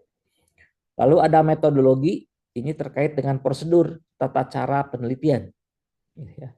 Desain, bagaimana kita merancang proses penelitian tersebut, dan instrumen apa yang akan kita gunakan. Ya, kalau tadi ada survei untuk mencari datanya, ada kuesioner, wawancara, misalkan. Ya. Lalu ada result, ya temuan utamanya apa, ukuran yang akan dicapai apa. Misalkan dalam penelitian biasanya dari sisi kecepatan waktunya, dari sisi kalau saya mau ukurannya berdasarkan eh, apa, kalau kecepatan tadi T waktu ya, eh, apa densitasnya gitu ya. Kalau memori berarti megabyte-nya semakin besar gitu ya. Atau dari cost-nya biaya, gimana biayanya supaya lebih murah, lebih kecil, lebih mampu untuk dibeli masyarakat misalkan. Ya, kalau dari suhu, gimana kalau suhunya bisa diturunkan gitu ya, sehingga tidak boros ke energi misalkan seperti itu. Ya. Selanjutnya ada analisis atau discussion. Di sini terkait dengan interpretasi dari hasil.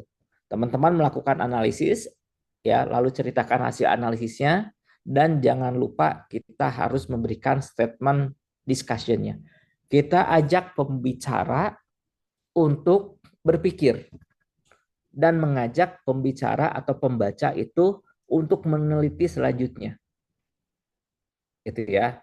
Misal nih, tadi F sama dengan M kali A, bahwa gaya itu adalah massa dikali percepatan. Datanya udah ada, hasil analisisnya udah ada, gitu ya. Nah, kita kasih discussion-nya. Nah, percobaan yang saya lakukan ini adalah percobaan di ruang laboratorium dengan suhu sekian, kelembaban sekian, dan seterusnya. Ya. Lalu ajak diskusi bagaimana jika percobaan ini dilanjutkan di area atau di media, misalkan di media cairan gitu ya, air misalkan. Apakah berlaku FM kali A ini? Kan jadi pertanyaan tuh, sehingga ada yang disebut penelitian yang meneruskan dari penelitian sebelumnya. Gitu ya. Jadi misalkan nih, kenapa kapal selam tuh kok dia bisa tenggelam? Kok dia bisa ke atas lagi? Gitu ya. Ada apa sih? Ya, gimana cara kerjanya dan seterusnya. Jadi ada discussion gitu ya. Oke, yang terakhir discussion ya. Itu discussionnya harusnya ke bawah. discussion dan conclusion. Jadi conclusion itu kesimpulan. Jadi sintesisnya seperti apa, discussionnya, lalu ada conclusion. Kesimpulannya apa? Kontribusi kita apa? Ya, ada rumusan baru, ada teori baru, gitu ya. Lalu kontribusinya apa dengan rumus dan teori baru tersebut, gitu ya. Dari sisi waktu, ya, dari parameter yang kita ukur, apakah lebih cepat? Teman-teman ada algoritma baru, tapi waktunya lebih lama, gitu ya. Atau memori yang digunakan lebih besar, ya. Tapi nggak apa-apa, sampaikan aja. Ini adalah suatu algoritma baru, ya. Namun dari sisi waktu dan memori yang digunakan masih besar dan lama. Nah, itu jadi discussion kan, gitu. Nah, silakan untuk dicoba dengan algoritma ini, gitu. Ya, itu nanti ada conclusion-nya. Nah, selanjutnya ini tahapan penulisan ilmiah. Mungkin teman-teman udah, ya, saya nggak mendalam di sininya, kurang lebih sub-subnya itu ada identifikasi masalah, kajian literatur, gap analisisnya seperti apa. Mungkin nanti ada pertemuan terkait dengan bagaimana kita menentukan gap analisis. Ya, bagaimana kita akan melihat jangan-jangan yang kita teliti sudah ada di paper-paper sebelumnya, gitu ya. Lalu bagaimana merancang metodologi, ya, ataupun kita akan menggunakan metodologi keilmuan, cara proses yang ada, gitu ya. Dan tahapan dari setiap step itu apa yang akan kita lakukan. Lalu yang keempat, pengumpulan dan analisis data, lalu penulisan draft dari publikasinya, ya, draft paper misalkan, ya, atau draft laporannya, ya. Lalu nanti ada revisi kalau ada perbaikan terkait data atau tulisan-tulisannya, lalu ada proofreading. Ya, biasanya ada jasa proofreading untuk bahasa Inggrisnya atau bahasa Indonesianya supaya enak dibaca, gitu ya, dan ilmiah, gitu. Lalu yang terakhir ada proses submission dan publikasi. Nah, submission ini teman-teman tolong bidang itu harus tepat. Kalau ini kita papernya adalah bidang SI, sistem informasi, tapi membahas terkait pertanian, fokus kita mau kemana nih? Ya, oh, saya mau ke SI, berarti disubmitnya di jurnal-jurnal sistem informasi, engineering. Jangan sampai disubmit di pertanian. Karena nanti teman-teman akan dilihat, oh berarti penulis ini adalah orang pertanian ya, gitu.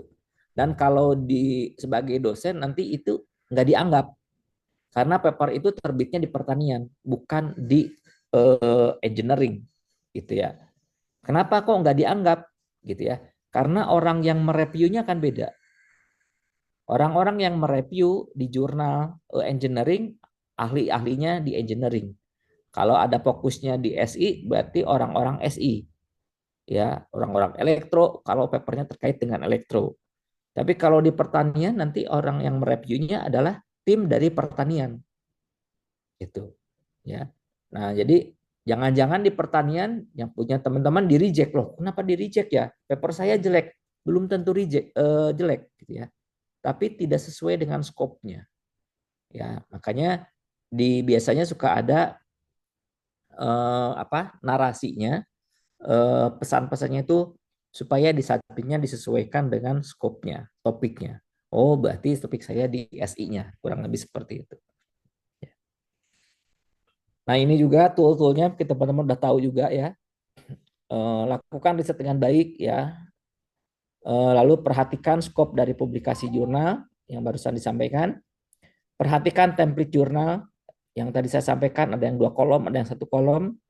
Lalu penggunaan bahasa, kalau internasional bahasa Inggris yang baik, gitu ya, dan logika dari sisi native speakernya. Ya, toolnya ada Mendeley, ya, ini untuk daftar pustaka, gitu ya, mencari teori-teori di paper-paper yang lain. Ada Grammarly, ini untuk membantu kita dalam penyusunan kalimat, struktur kalimat bahasa Inggris. Ya. Lalu ada Turnitin, ini untuk melihat dari sisi kemiripan paper kita dengan paper-paper yang lain. Ya. Google Scholar, IPUSNAS ini adalah hampir sama dengan Scopus, gitu ya. Cuman Scopus adalah internasional. Google Scholar itu adalah campur. IPUSNAS ini adalah paper-paper terkait dengan yang dipublikasinya biasanya di nasional gitu ya di Indonesia. Untuk mencari referensi-referensi bisa ke sini. Itu mungkin teman-teman semua yang bisa saya sampaikan terkait dengan topik bagaimana kita melakukan proses suatu publikasi ilmiah dimulai dari sebelum kita melakukan penelitian, lalu proses penelitian dan diakhiri dengan bagaimana kita mempublikasikan dari penelitian tersebut, gitu ya. Jadi intinya ilmu tanpa riset ibarat lampu tanpa cahaya, gitu ya. Jadi kalau kita punya ilmu, ya kita hanya mendapatkan ilmu itu dari guru aja ya, sejak SD, SMP, SMA, kuliah, ya itu tinggal dari guru kita, dari dosen kita, ditambah dari buku, gitu ya. Tapi pada saat kita riset, kita akan mendapatkan hal baru dari apa yang kita lakukan. Kurang lebih dari itu. Itu mungkin yang bisa saya sampaikan. Ya, terima kasih atas perhatiannya dan mohon maaf jika ada kata-kata yang kurang berkenan. Saya kembalikan lagi ke apa harus MC-nya, silakan. Enggak, Baik, ada. terima kasih banyak Prof atas pemaparannya yang sangat bermanfaat sekali. Selanjutnya kita masuk ke sesi diskusi atau tanya jawab. Dipersilakan rekan-rekan yang ingin bertanya bisa langsung raise hand serta menyalakan kameranya atau drop pertanyaan di chat. Nanti saya akan bacakan satu persatu. Mangga silakan rekan-rekan.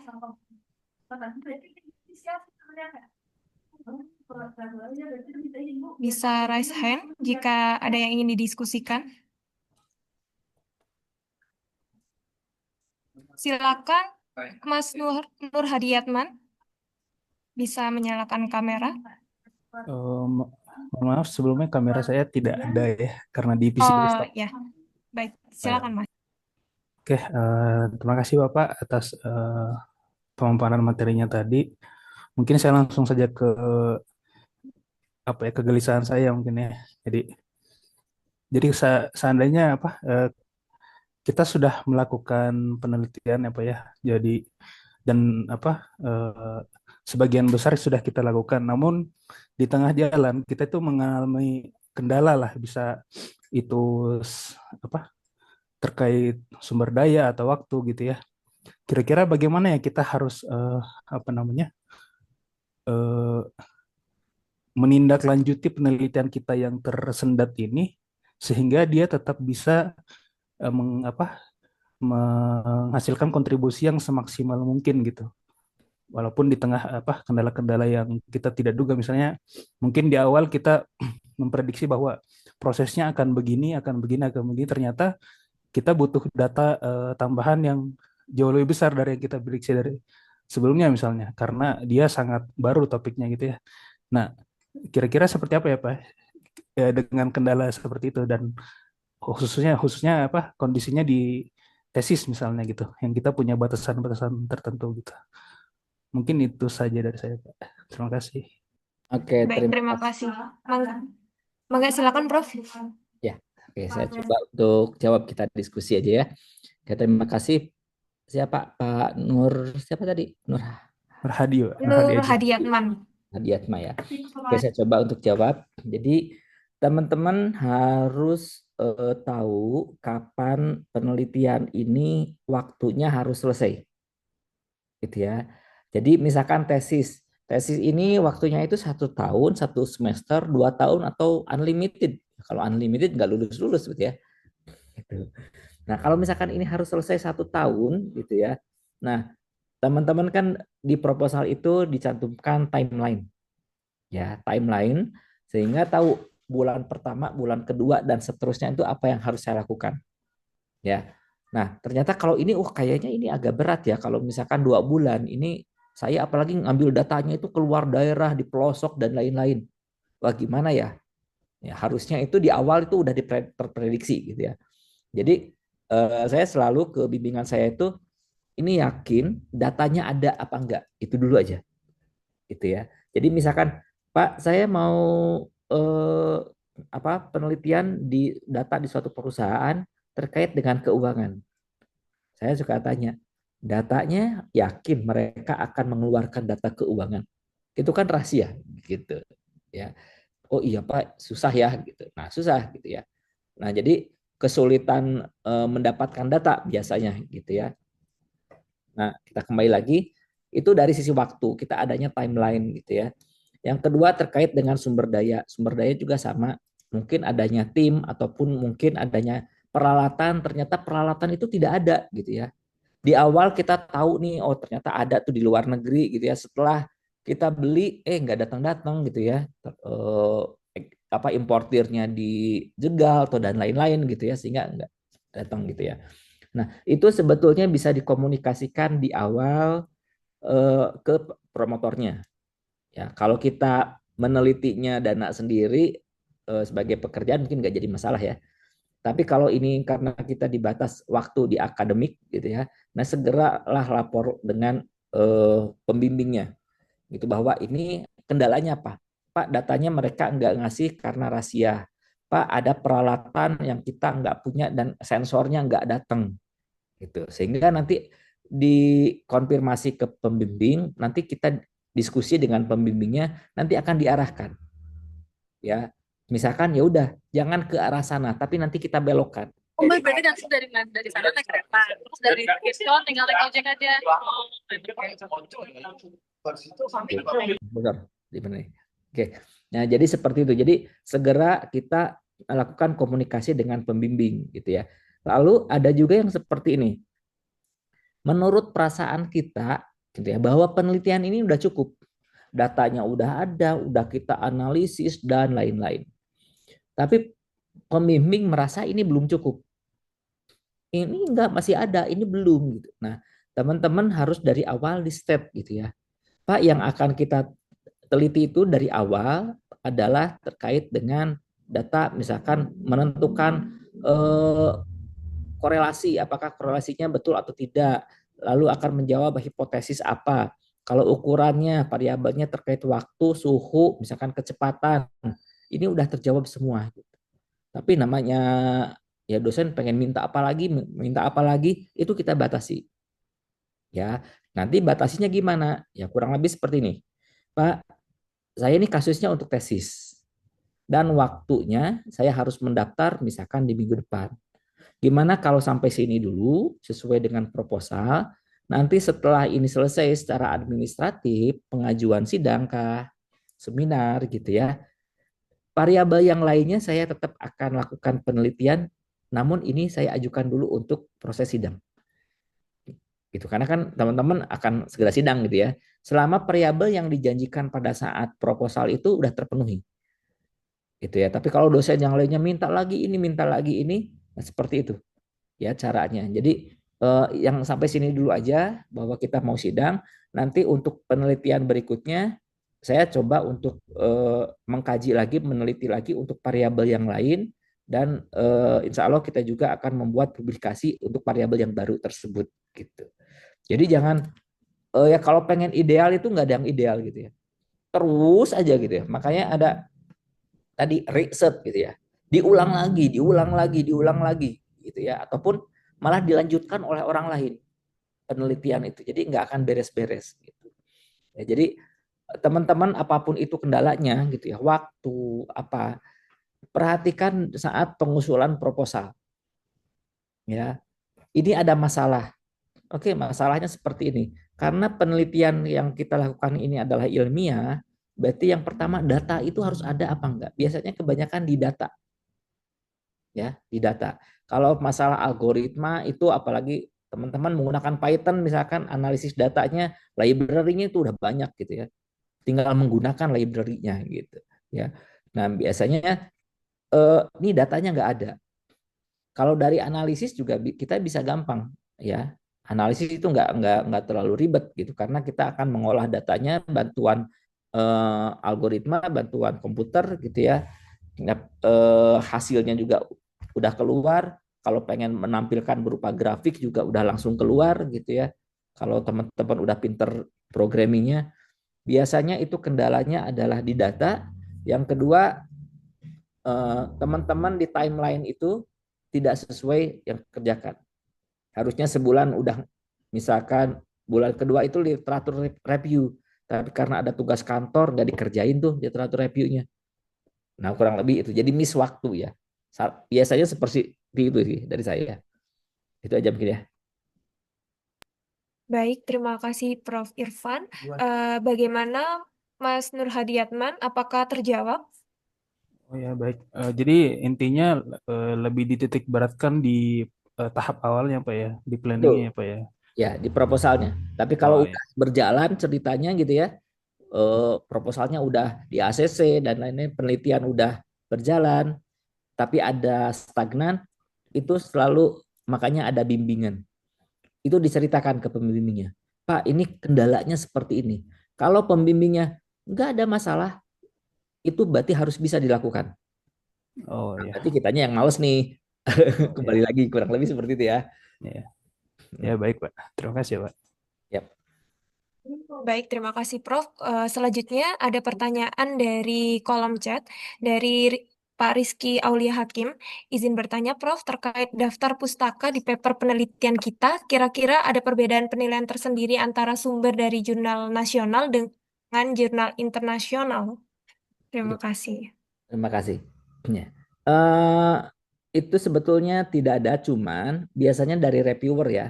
Reviewer pada saat mau, misalkan nih teman-teman ada suatu teori mengacu ke jurnalnya nasional, tapi teman-teman publikasinya di internasional gitu ya. Di reviewnya kan sama orang luar nih.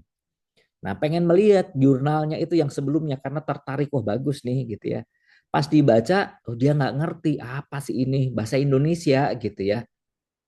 Tapi dengan melihat oh ini ada referensinya itu udah nggak jadi masalah sebetulnya.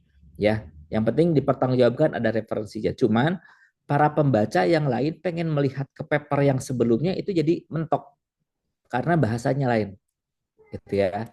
Eh, Makanya nanti ada yang disebut dengan parafrase gitu ya. Jadi teman-teman kalaupun ada bahasa Indonesia di paper kita jangan dituliskan bahasa Indonesianya lagi, tapi kita udah menerjemahkannya. Misalkan definisi dari pengaruh sumbu apa variabel x terhadap variabel y gitu ya.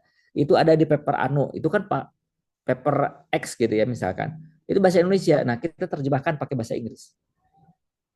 Gitu. Jadi jangan ditulis bahasa Indonesianya gitu ya. Karena kita papernya bahasa Inggris gitu ya. Kalau secara reviewer yang saya alami itu nggak begitu apa ada pengaruh gitu ya. Cuman yang penting penulisan di daftar pustaka itu sesuai dengan aturan daftar pustaka alfabetik gitu ya.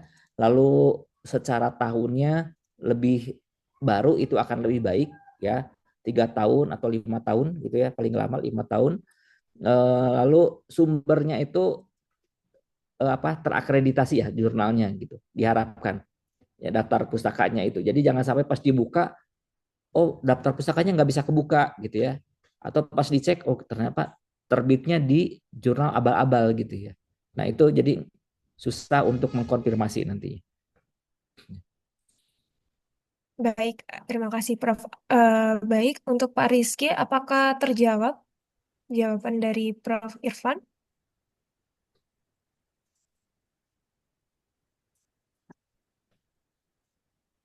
Sepertinya sudah terjawab, Prof. Oh, sudah terjawab. Baik, terima kasih. Dipersilakan untuk yang lain bisa raise hand dan menyalakan kamera. Silakan untuk Bu Rika. Halo, Assalamualaikum Pak Prof. Irfan dan Mbak Dara. Iya. Izin tanya Prof. Irfan terkait dengan pembuatan tugas akhir ya. Memang kebetulan mungkin di antara teman-teman ini sama kesulitannya itu di pengumpulan data seperti yang disampaikan Pak Prof. Irfan. Pertanyaan saya, misalkan saya mengambil kualitatif gitu ya, Prof. Terus teknik pengumpulan datanya melalui wawancara dan observasi. Tapi karena kita berbenturan dengan waktu, karena kita sambil bekerja, kesibukan pekerjaan semakin padat gitu ya, kita sebetulnya boleh nggak, Prof, menggunakan jasa olah data gitu, tapi pengambilan datanya dari kita, terus minta tolong untuk diolah gitu dari pihak luar gitu, boleh nggak sih seperti itu? Itu Prof pertanyaan. Oke, iya terima kasih. Pertanyaan bagus ya.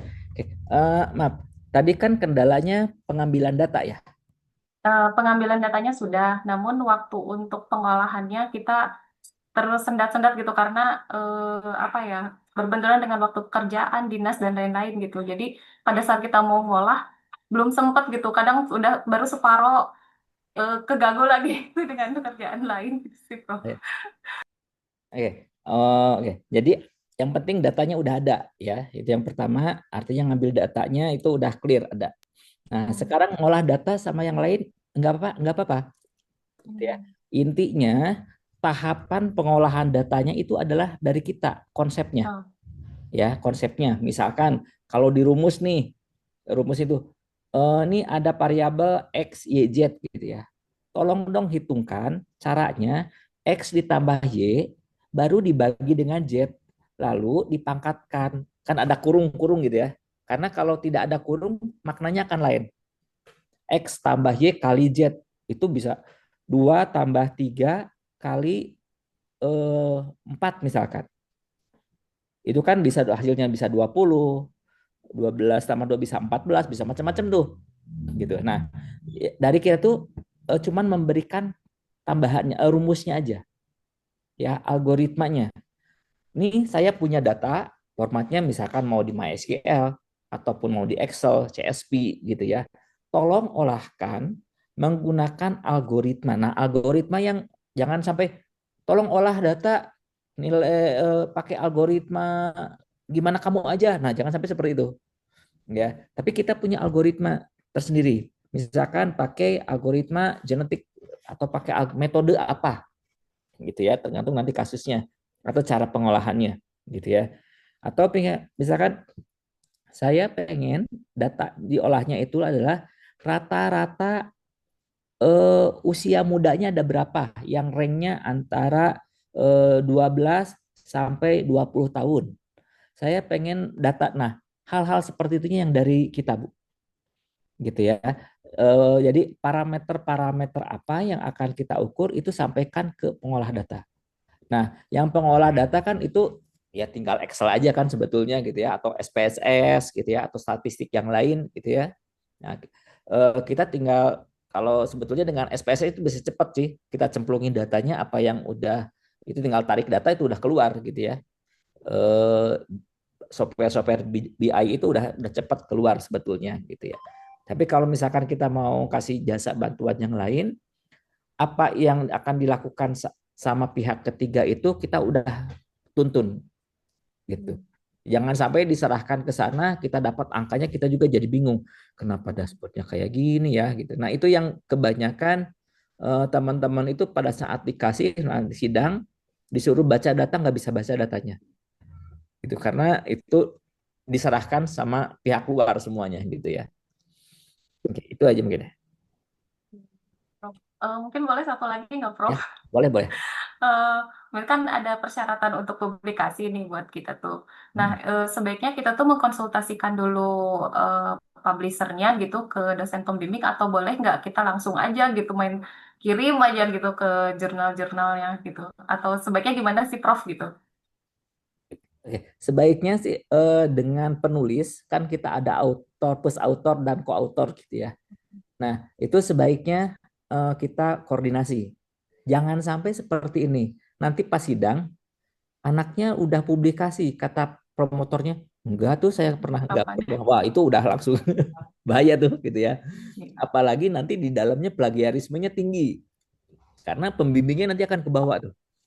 Gitu ya. Jadi diharapkan teman-teman proses saat bimbingan ini misalkan satu sisi teman-teman bikin laporan ya tesisnya bab 1, 2, 3 itu sebetulnya udah ada 3 poin 2 halaman itu dipublikasi udah terrealisasi gitu ya tinggal bahasanya kan lebih singkat kalau publikasi gitu ya sambil itu juga dikasihkan sama pembimbingnya ya jadi ACC laporan ACC juga papernya gitu ya lalu kalau bisa karena paper itu kita ngejar cepatnya gitu ya dulu kan papernya itu Pak ini papernya udah sampai sini ya minimal kan kayak bab 1 sampai bab 3 itu udah di tangan gitu ya sampai metode tinggal proses pengolahan datanya analisisnya gitu ya nah sehingga nanti kita bilangkan bahwa kita akan mensubmit ke mana.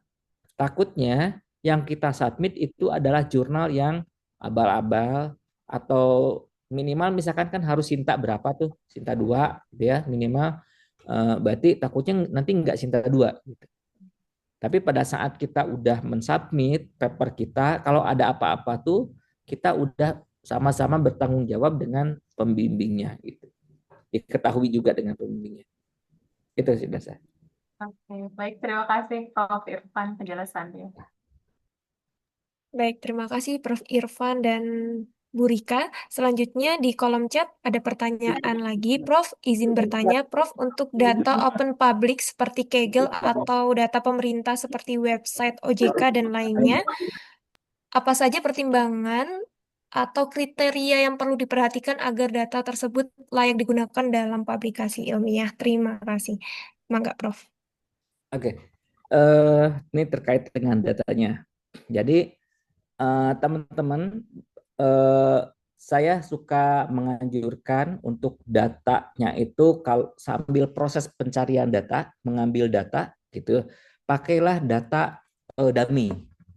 Nah, data dummy itu bisa kita produksi sendiri, bikin sendiri, ataupun data dummy itu contohnya dari Kaggle, ya. Asal kita tahu format struktur tabel yang kita perlukan itu apa. Contoh, misalkan keuangan atau pemasaran, gitu ya, penjualan. Penjualan itu struktur tabelnya misalkan ada tanggal, ada nama pelanggan, customernya, nama barangnya, dan seterusnya. Di Kaggle ada nggak? Gitu. Nah, kalau misalkan ada, tapi lebih lengkap tuh di Kaggle ya, tinggal yang nggak perlunya kita hapus. Tapi kalau misalkan, oh nggak lengkap ya di Kaggle gitu ya, nah kita bisa tambahkan. Apakah boleh digunakan? Ya, kita anggap Kaggle itu adalah datanya data dummy. Apakah itu dipertanggungjawabkan? Biasanya di Kaggle itu suka ada informasi bahwa ini data ini di tahun seberapa, dari daerah mana, negara mana. Berarti mereka bisa mempertanggungjawabkan itu, gitu ya. Namun di penelitian kita kan kasusnya beda. Misalkan mereka itu di New York gitu ya, di Amerika. Kita kan di Jabar gitu. Nah itu udah nggak bisa dipakai sebetulnya. Tapi untuk data dummy-nya boleh silahkan dipakai, gitu ya. Untuk menguji apa? Untuk menguji algoritma kita. Untuk menguji misalkan model kita. Kalau ada yang di LLM gitu ya, penguji model kita itu nggak apa-apa sebagai kita latihan. Tapi pada saat datanya udah kumpul, baru kita gunakan data yang real, yang Jawa Barat misalkan, provinsi Jawa Barat seperti itu. Gitu. Itu dari saya seperti itu ya. Jadi tetap data yang kita gunakan adalah data yang real. Kecuali teman-teman mau penelitiannya contoh misalkan algoritma. Saya akan membuat algoritma baru untuk melakukan tadi contohnya sorting data gitu ya, mengurutkan data. Ya namanya mengurutkan data berarti kan yang terkecil sampai yang terbesar. Saya mau yang mengurutkan data keuangan penggajian, gajinya. Tapi saya ganti data gaji itu berdasarkan usia. Ya, yang tadinya angkanya itu adalah juta gitu ya. Ada yang gajinya 3 juta, 4 juta, 10 juta, 3,5 juta, macam-macam. Sekarang saya ganti dengan usia. Ya usia kan nggak ada juta ya. Paling 10 tahun, 5 tahun, 20 tahun, 90 tahun, dan seterusnya. Boleh nggak? Nggak jadi masalah. Karena yang kita uji adalah data yang kecil ke yang terbesar. Nanti kita tinggal masukkan aja, karena tipe datanya kan sama-sama numerik. Gitu. Sama-sama numerik, kita masukkan, ternyata dia sukses bisa mensorting dari yang terkecil ke yang terbesar. Gitu, itu nggak jadi masalah. Kita bukan ke konten data isinya, bahwa ini juta atau enggak. Berarti kalau nanti diurutkan nilainya rupiah, berarti juta satuannya gitu ya, rupiah. Kalau misalkan oh ini usia, berarti usia. Tapi sama-sama bisa mengurutkan dari yang terkecil ke yang terbesar. Itu.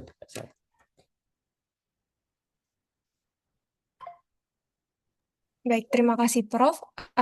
Bagaimana Bu Mailona, apakah sudah terjawab?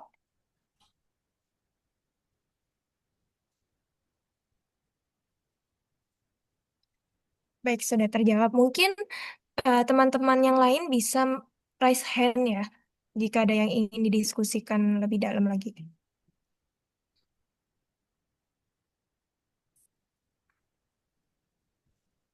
Apakah ada lagi?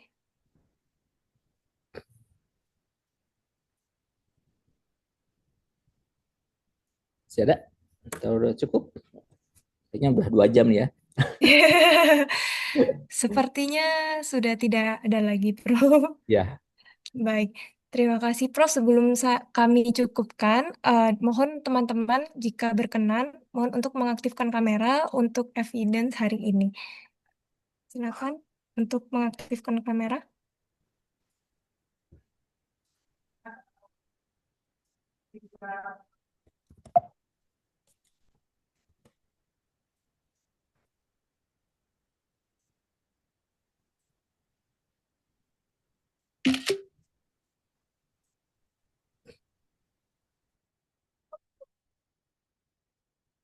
Baik, izin saya screenshot. Saya mulai 1, 2, 3. Untuk bagian pertama, 1, 2, 3.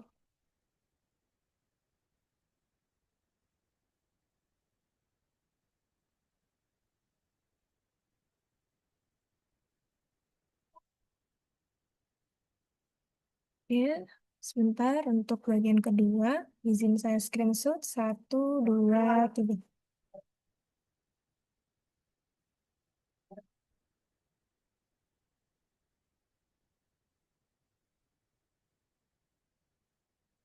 Dan untuk bagian terakhir, izin saya screenshot. 1, 2, 3.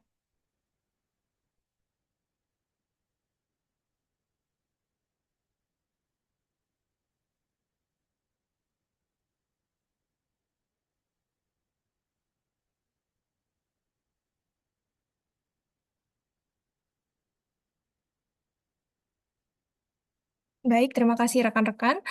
Mungkin kami cukupkan sampai di sini, Prof, untuk pertemuan hari ini. Karena sudah semakin sore, kita akhiri sesi diskusi hari ini. Terima kasih sebesar-besarnya kepada Prof Irfan atas waktu, ilmu, serta inspirasinya. Terima kasih juga kepada rekan-rekan semua yang sudah hadir dan berpartisipasi pada kegiatan hari ini. Semoga apa yang kita pelajari hari ini bisa membantu kita semuanya dalam menulis publikasi ilmiah yang lebih baik lagi. Saya akhiri. Wassalamualaikum warahmatullahi wabarakatuh. Selamat sore. selamat sore. Terima kasih semuanya. Terima kasih, Prof. Lancar-lancar Terima semuanya. kasih. Iya, amin. Terima kasih. Terima kasih.